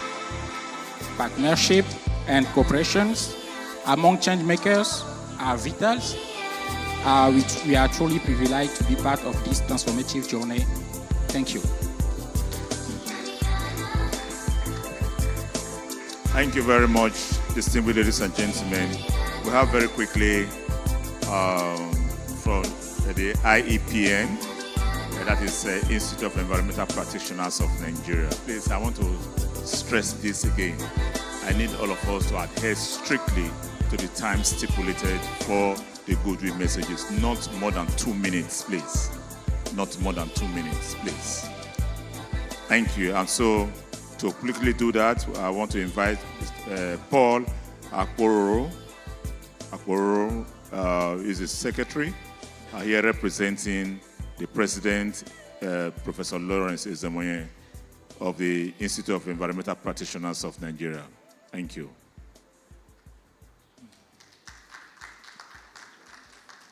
Thank you so much, Honorable MC. My name once again is Paul Akporoko. I'm presenting the Goodwill message on behalf of the President in Council of the Institute of Environmental Practitioners of Nigeria, Professor Lawrence Ezemoye, who is unavoidably absent. Yes. Permit me to stand on the already established existing protocol. On behalf of the Institute of Environmental Practitioners of Nigeria, I extend my warmest greetings as you convene for the 23rd National Conference and AGM. This gathering of practitioners from all spheres of endeavor, united by common concern for the environment, highlight NES commitment to environmental stewardship and foster collaboration among stakeholders dedicated to preserving our planet and common wealth. As most of you know, the Institute was established by the Act of National Assembly and signed into law by the President and Commander of the Armed Forces of Nigeria on the 26th of May 2023. The Governing Council was inaugurated on the 16th of April 2024. It was jointly sponsored by NES and WAMASIN and intended to ensure that only qualified professionals lead Nigeria's environmental and sustainability sector. The Institute will issue practicing license and certificate to practitioners who complete certification criteria. This certification system guarantees competency, fosters trust, and maintains high standards. IEPN is committed to promoting ethical conduct among practitioners, benefiting the environment and the public.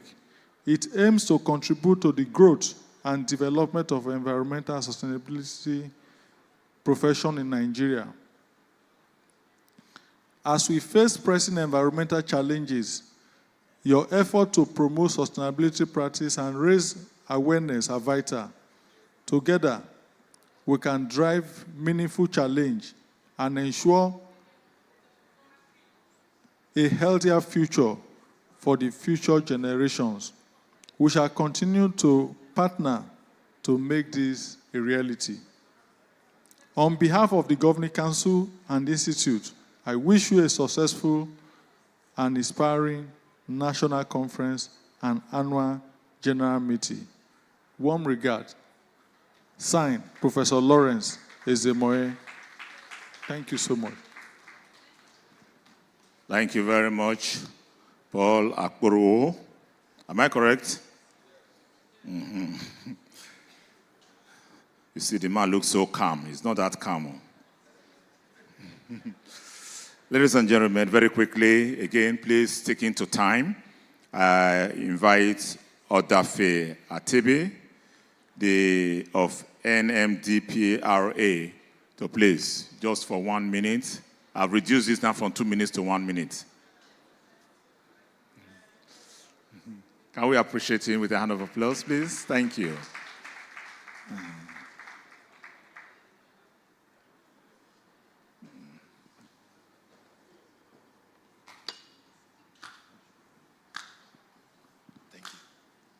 Good afternoon, ladies and gentlemen. Please permit me to stand on already established protocols. My name is Odafe Atebe, and I'm the Technical Assistant to the Authority Chief Executive on Health, Safety, Environment, and Community. So I was just told outside I was going to give a brief remark as a sponsor on behalf of the NMDPRA. So I'm here representing my Chief Executive, and I'll just read a brief remark. So on behalf of the Nigerian Midstream and Downstream Petroleum Regulatory Authority, we're proud to sponsor the NES again for another year. This is the third year running that we have been a diamond sponsor. The Authority Chief Executive's commitment to sustainable practices in the mid and downstream petroleum sector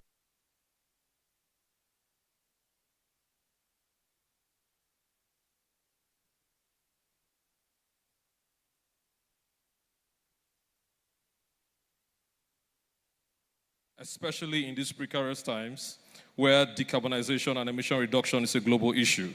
Together we can drive positive change, ensuring that our natural resources are managed responsibly for generations to come. The Authority Chief Executive congratulates the NES leadership and the planning committee for organizing this conference, which serves as a veritable platform for environmental experts to engage, on issues that aim to protect the environment. Once again, from the Authority Chief Executive, I want to say a big thank you for the opportunity.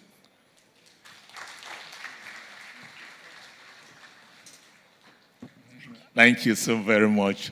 If for no other thing, for sticking to 1 minute, the timeline, can we put our hands together for him? Thank you, my friend. And then I invite the Vice Chair, Association of Environmental Advisory Board. Am I correct? Lawyers of Lagos, who form Ekong Osoro. Very quickly again, just 1 minute. Thank you. Women don't talk too much. So because she's a woman, I'm making it just 1 minute because women don't talk too much.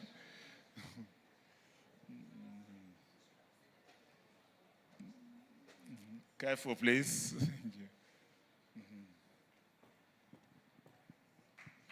Thank you very much. Dr. Itwa was saying I should introduce myself properly, but you will do that so that I don't exceed my 2 minutes. Excellencies, the President, thank you very much for having me here. In addition to confessing that you've organized an excellent conference, which has reignited my interest in Nigerian Environmental Society, and given me opportunity to again dove my heart to Professor Alao for his resilience, consistency, and tenacity when some of us had fallen by the wayside. So, flowing from what has been heard today, 2 points takeaway that I want to give. The regulator mentioned speaking with one voice at international fora. Our keynote speaker talked about international kind of components to the reason we are where we are. So speaking with one voice, yes, but what quality of voice? What type of voice? And that leads me to having a strong team representing Nigeria in conversations, in negotiations. And the prof with the blue outfits mentioned several times the use of experts. While we do not want to displace civil servants, you cannot underestimate the importance of having experts to strengthen the team that represents Nigeria in negotiations. Nobody will push him around with that kind of knowledge that he was displaying. There's no way somebody like that, and we have experts in Nigeria, will go to international forums and not be respected and not negotiate and bring something home that is advantageous to Nigeria. So please, Ness, you would have to find a way to insist to see transparency in the type of people that represent us so that we will be able to speak with a strong voice that can impact outcome.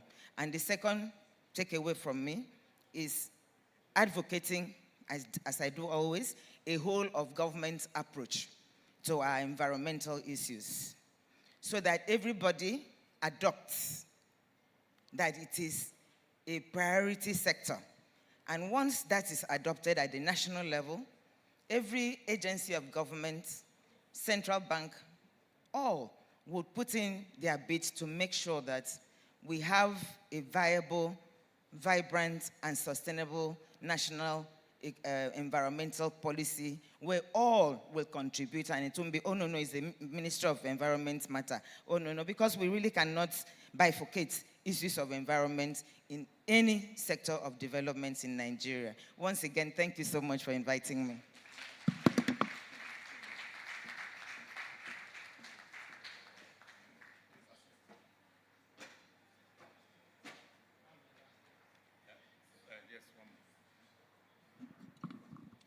Ladies and gentlemen, can we please put our hands together for this wonderful lady? Amongst our other portfolio, she is a former Director General of NIMASA, President, Chartered Institute of Logistics and Transport of Nigeria, amongst many, many, many, many. Thank you so much, madam. Thank you. And in this round of Goodwill messages, the last but most certainly not the least, is the Senate Committee Chairperson or Chairman on Environment, here represented by Dr. Idowu Salau. Please, we would like to hear from you by way of a Goodwill message. And as I've reiterated again, please, let's stick to the very, 1 minute. Please, thank you. Good afternoon, MC. I'm not the senator. I'm part of you. I'm a professional in politics, but not a professional politician. So he just asked me to represent him. And Mr. President, what the Senate Committee Chairman said, I should tell you, is that the House have is 100% support for any legislative action that you want his committee to take. He said I should deliver that message to you. Again, he said I should extend an invitation to you and your executive that any moment from now, his committee will be ready to meet you to make demand. Now, my own advice, when your committee is about to meet the senators, I want you to go with concrete things that will benefit all of us in this house. We are all practitioners. We are businessmen at the same time. We are scientists. And we are professionals. I'm part of you. I'm in the waste management sector. I've gone to so many public offices, policy makers, questions I asked them. We have the idea. We have the human resources. Look at all of us here. Look at the professor here. Look at what they were discussing. But what is hindering us most of the time is that when you go to a public officer who is having the responsibility of putting policy and program of government to, what we ask you is, where is the funding coming from? I hope you agree with me. You have a brilliant idea. Lagos State has been championing the issue of waste management. We started privatization of waste management in Lagos with 100 PSP. The market has grown to 100 billion as at yesterday. Yes, waste management business is capital intensive. All of them now with the problem of economic situation, where will they get money to buy compactor? Compactor is 100 million naira. So we need, where I'm going is that if we don't get subsidy from government to enhance our activities, if we don't get a kind of bond easily, why do we have to be running to abroad to look for to fund the environmental problem in Nigeria? The gentleman, the representative of Borno State government just came in and said, what are we doing for the devastation caused by flooding to them? We should challenge them to, they should provide funding for the right environmental program and project. So what I'm thinking we should ask is if we can have a development bank specially made for green development projects, like we have industrial bank. We have Bank of Industry, like we have Mortgage Bank. I think we will go a long way for us to exercise and support this government. And I think this is one of the things we should ask the Senate committee. It's lack of funds. We can't be looking for funds when we have the funds. So I just finished from one section with Access Bank. Access Bank and representative of Minister for Finance said they just warehouse some money in the Ministry of Finance, looking for investors, looking for people to come and access the fund. When this development bank, Green Bank, can be the warehouse of these such funds that are coming to Nigeria. That is my own advice, and I'm ready to support the association because the senator is my friend, and I can assist you to access the office. Thank you so much. Thank you very much. You are not a politician, but you certainly speak like one. Ladies and gentlemen, let's put our hands together one more time for him, please. Thank you. And so, this is where we sort of about to draw the curtain for the very first parts of today's program. We're going to take a break now for lunch. There are some 7 points over there. And then we also have over here for dignitaries.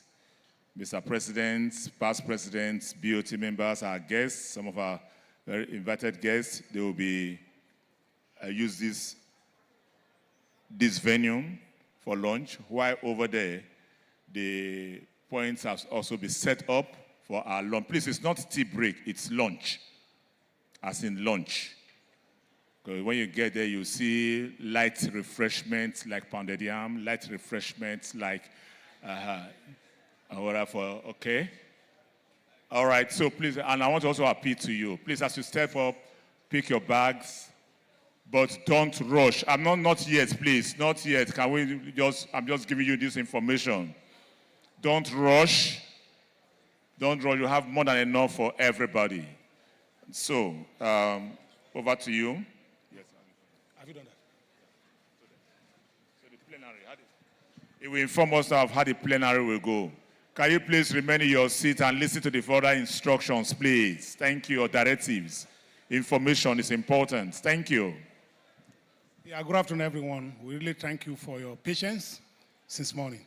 So we have a slight change to the breakout session. Conventionally, we're supposed to have 3 classes for the later part of these days and 3 classes tomorrow. But tomorrow we are having 4 classes. So we want to push the last 4 presentations for today for tomorrow. So we only have 2 classes for today. It will be 3 classes each for today. So tomorrow, the last 4 presentations for today, we push to tomorrow because we are having 4 standard classes for tomorrow. Please, just bear with us. We'll just cascade this when we get to that session, but we want everybody to be abreast of this before the time. Thank you.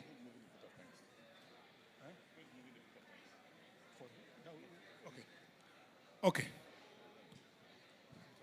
So please, the information just given is that because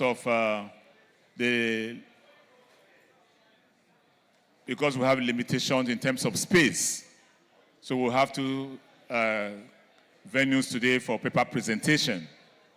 And then tomorrow, we'll have all the venues will be available and everything will be taken tomorrow. But there will definitely be presentations today. Okay?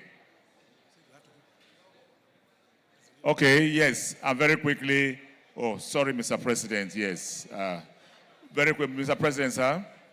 Ladies and gentlemen, Mr. President, please do us the honor of making the awards presentations that we have, the society definitely has to make this afternoon. Mr. President, please. Thank you.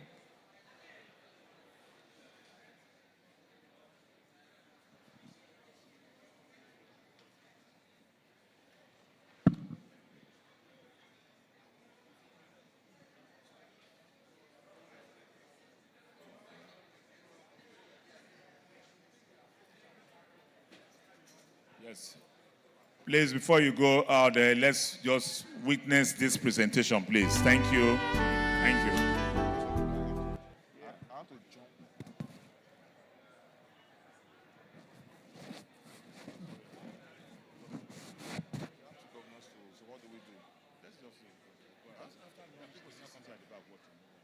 Okay, let's do so.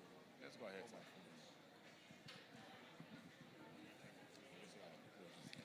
I want to sincerely apologize to His Excellency, the Governor of Borno State, ably represented here, and also His Excellency, the Governor of Niger State. Your Excellency, I want to use this to say that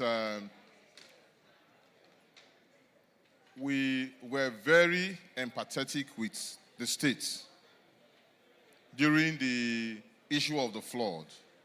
And I was always reaching out to the chapter and, be asking, what can we do? What is this situation?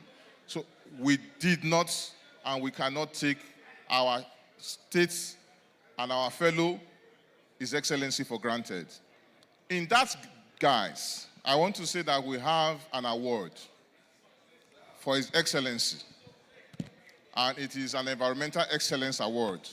Your achievements and all you've done in Maiduguri, the Borno State chapter, even in the midst and heat of the insecurity, cannot be watered down. I would need His Excellency to come up to the foyer.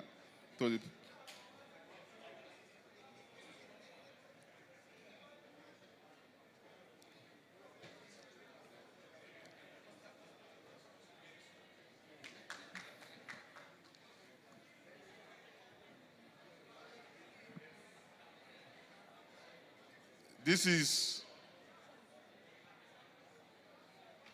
is an environment-friendly governor.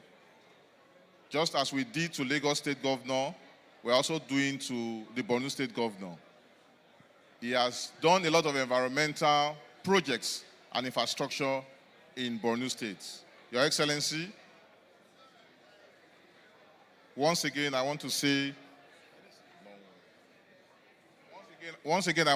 that this award to you is special to us. Not just because of the work you do in the state, but because you are one of our honorary fellows, and we truly appreciate what you've done.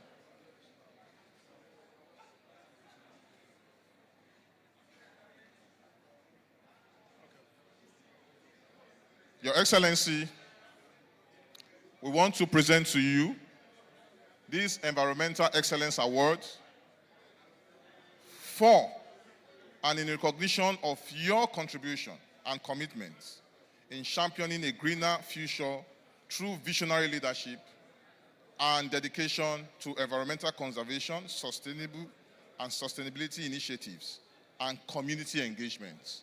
We recognize that even in the heat of the security crisis, you were able to continue to do developmental projects that people were amazed. How could the governor achieve this in the midst of insecurity? Your Excellency, congratulations to you.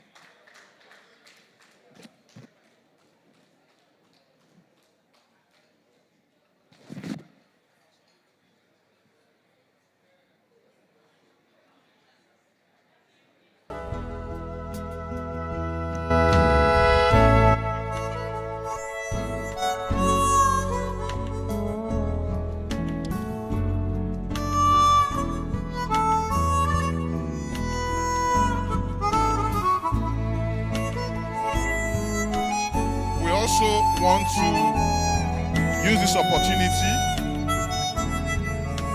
to honor, most especially, the former governor, His Excellency, the Executive Governor of Niger State, Right Honorable Bako. Please, let's appreciate and encourage His Excellency.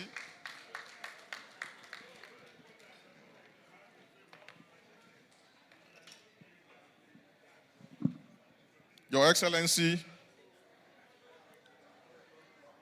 the Executive Governor of Niger State, Mohammed Umar Bago. This is special to us as we confer on you honorary fellowship of this society.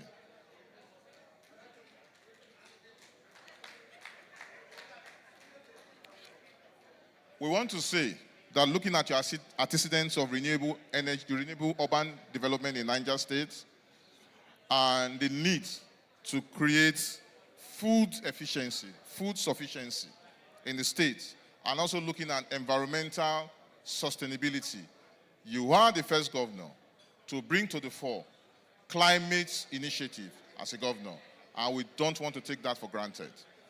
We have 2 awards for you. This is first the conferment of honorary fellowship award, and we say, having satisfied the conditions laid down in the society's memorandum and article of association, you are hereby admitted as an honorary fellow of this distinguished society, the Nigerian Environmental Society, and you have the privilege to use the full and all entitlements granted therein. This 30th day of October 2024. Congratulations.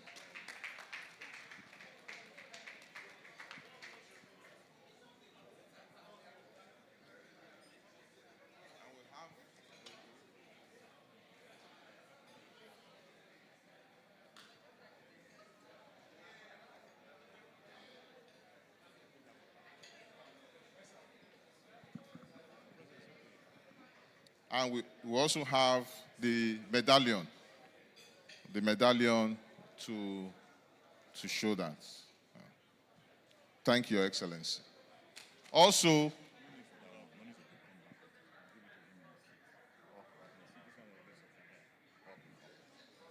thank you, Your Excellency. Thank you, Your Excellency. And there's also one.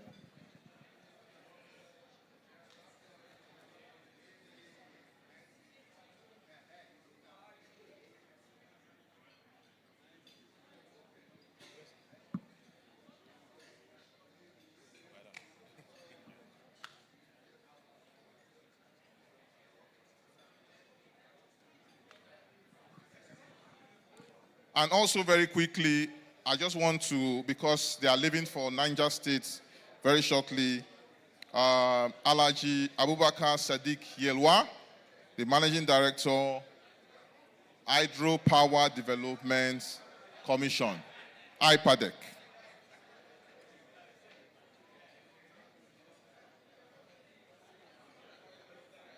Sir, I must say that this fellowship award conferred on you today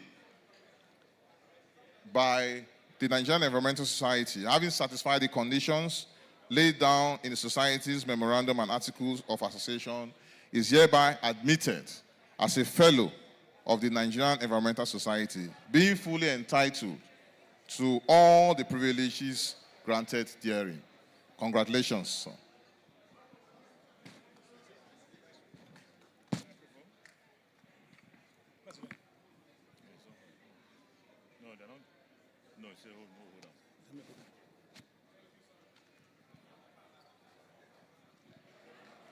Thank you very much, Mr. President. Thank you so much. And so, ladies and gentlemen,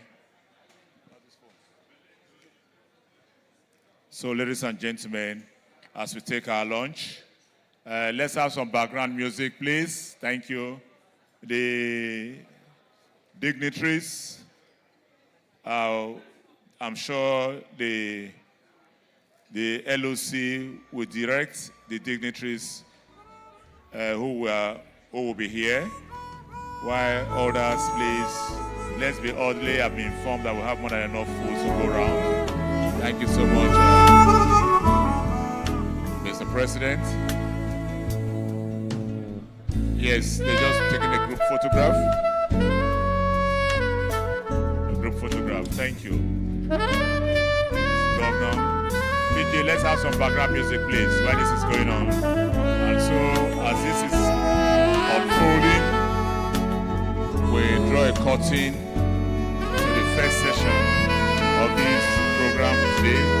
Please, can we come to the middle, please? Let's go to the middle. Thank you.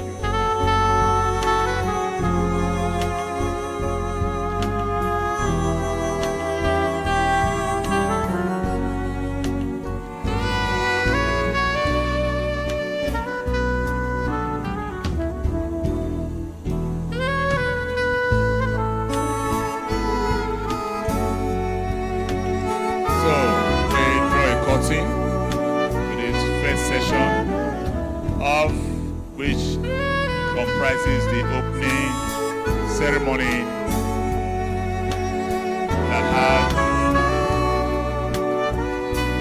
addresses, keynote address, plenary sessions involving 3 main discussants.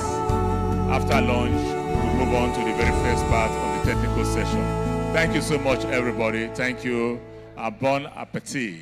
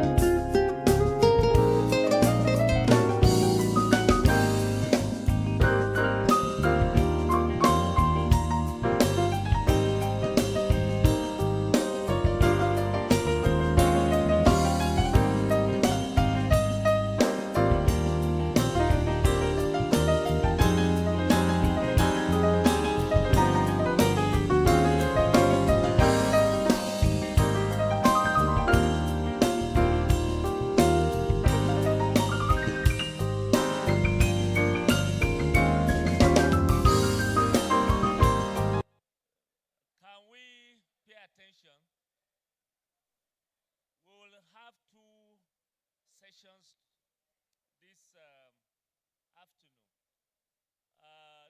Over there will be hall 2. Some can move over there. There's a large partition that has been created. While here will be hall 1. So if you know you have presentations in hall 2, kindly relocate to the other side of the hall. Then those in hall 1 should remain here. And we'll have the privilege of having Dr. Dorothy Bassi to chair hall 1. And then, of course, our own Professor Comfort Etuk will chair hall 2. Tomorrow, by his grace, we'll have 4 halls. Those that were not taken in for the hall 3 that was supposed to be today, we'll have a full session, and then we'll also create another, presentations to, to decongest that of hall 3 that we're unable to have today. So please, if you have presentations, can we have noise, less noise? Please, let's have absolute quiet, because the next I'll be handing over to Dr. Dorothy Bassi.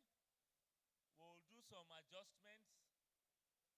Those who are not having their PowerPoints uploaded, so that we can have them present. Am I communicating? Are we all together? Is that clear? Please, those hall 1 should remain here. Hall 2 should move over to the other partition. There is entrance from the other side. And hall 2 will be chaired by Professor Comfort Etuk. She's standing in here. She'll move over to the hall 2 with your participants and presenters. Please, let's try to make it snappy so that we can take at least three presentations to decongest for tomorrow. Hall 1 will remain here. This is hall 1. Where's your PowerPoint? Have you given them? No. Media people there. Yes, for them to project. Please, can we have others moving to the hall 2? Yes. You move over there. Yes.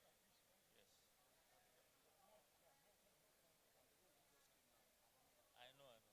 But you have it. Hall 2 is just behind here. Look at the partition that has been created. Yes, behind the white partition here, at the rear side.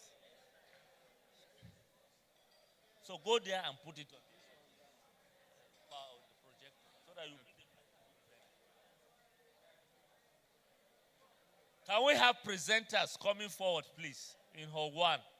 The first, those ready with their presentations. Can we have them in hall 1 coming here? Come to the front. Let's identify you. That's what we're, so that we know those who want to present now. Yes. Yeah, and the fellow in the house, if you are a fellow of Nigerian Environmental Society and you still here, please come forward to these white sheets, please. We want to actually move people forward here. If you are a fellow, please come forward to these white seats, please. Please, just move forward. We want to bring the audience closer here.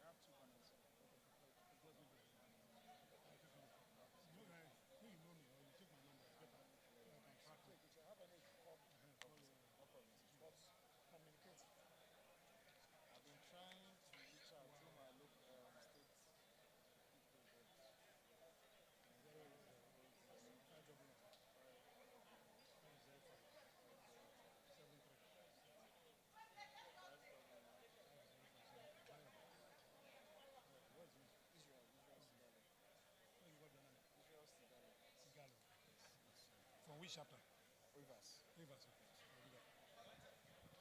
Okay, thanks. We'll talk. Yeah, tomorrow. You can still call me this evening.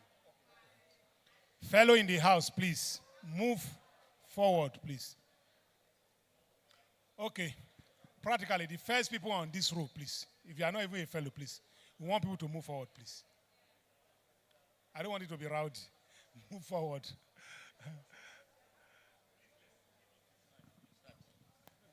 Don't worry.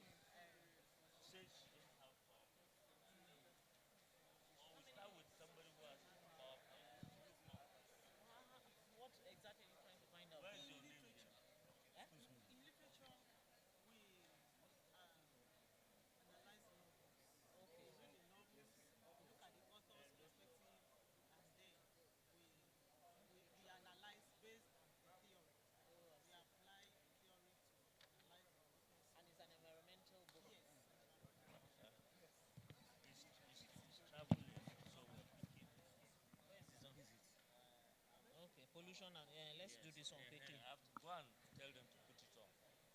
So you call. Just although we can take our own too. After. No. We'll take it to discourage. It will discourage people. Yeah, I agree with you. Take Mark. So just get ready after. Just sit down there.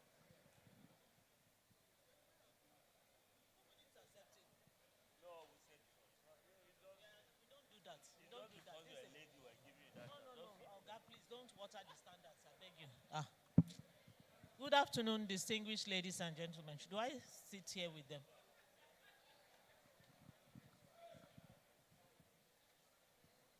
Good afternoon, distinguished ladies and gentlemen. We are getting set for the first paper. Please, if you look at your time, it's well after 3 o'clock. And we want to be able to finish in good time so that we can beat the traffic. As you know, Eko is for traffic, at least on one axis. If you are coming or going back to Ikeja, I understand there's the blue line and there's the red line, so you don't need to take your car. And that's why Lagos State had that award. But for the rest of us, we're going to do bumper to bumper until we get home. So the first paper is going to be, are you hearing me, please? Okay, so the first paper is, the title is Pollution and Human Health Risk of the Tube Well Water close to Igando dump site, Igando, Lagos State, Nigeria. That sounds like a very, very good research to be done, because we all know that we are surrounded by waste. We generate the waste and we are also surrounded by waste. One house, please. If you want to have a discussion, can I respectfully ask that you step aside? Because we came here to learn, to share ideas, to propose solutions so that we have a better environment and a better life. Please, I need you to please pay attention and let's have a very good interactive session. So like I said, I repeat, it's on the, okay, good. It's on the board, pollution and human health risk, because the theme here is environmental protection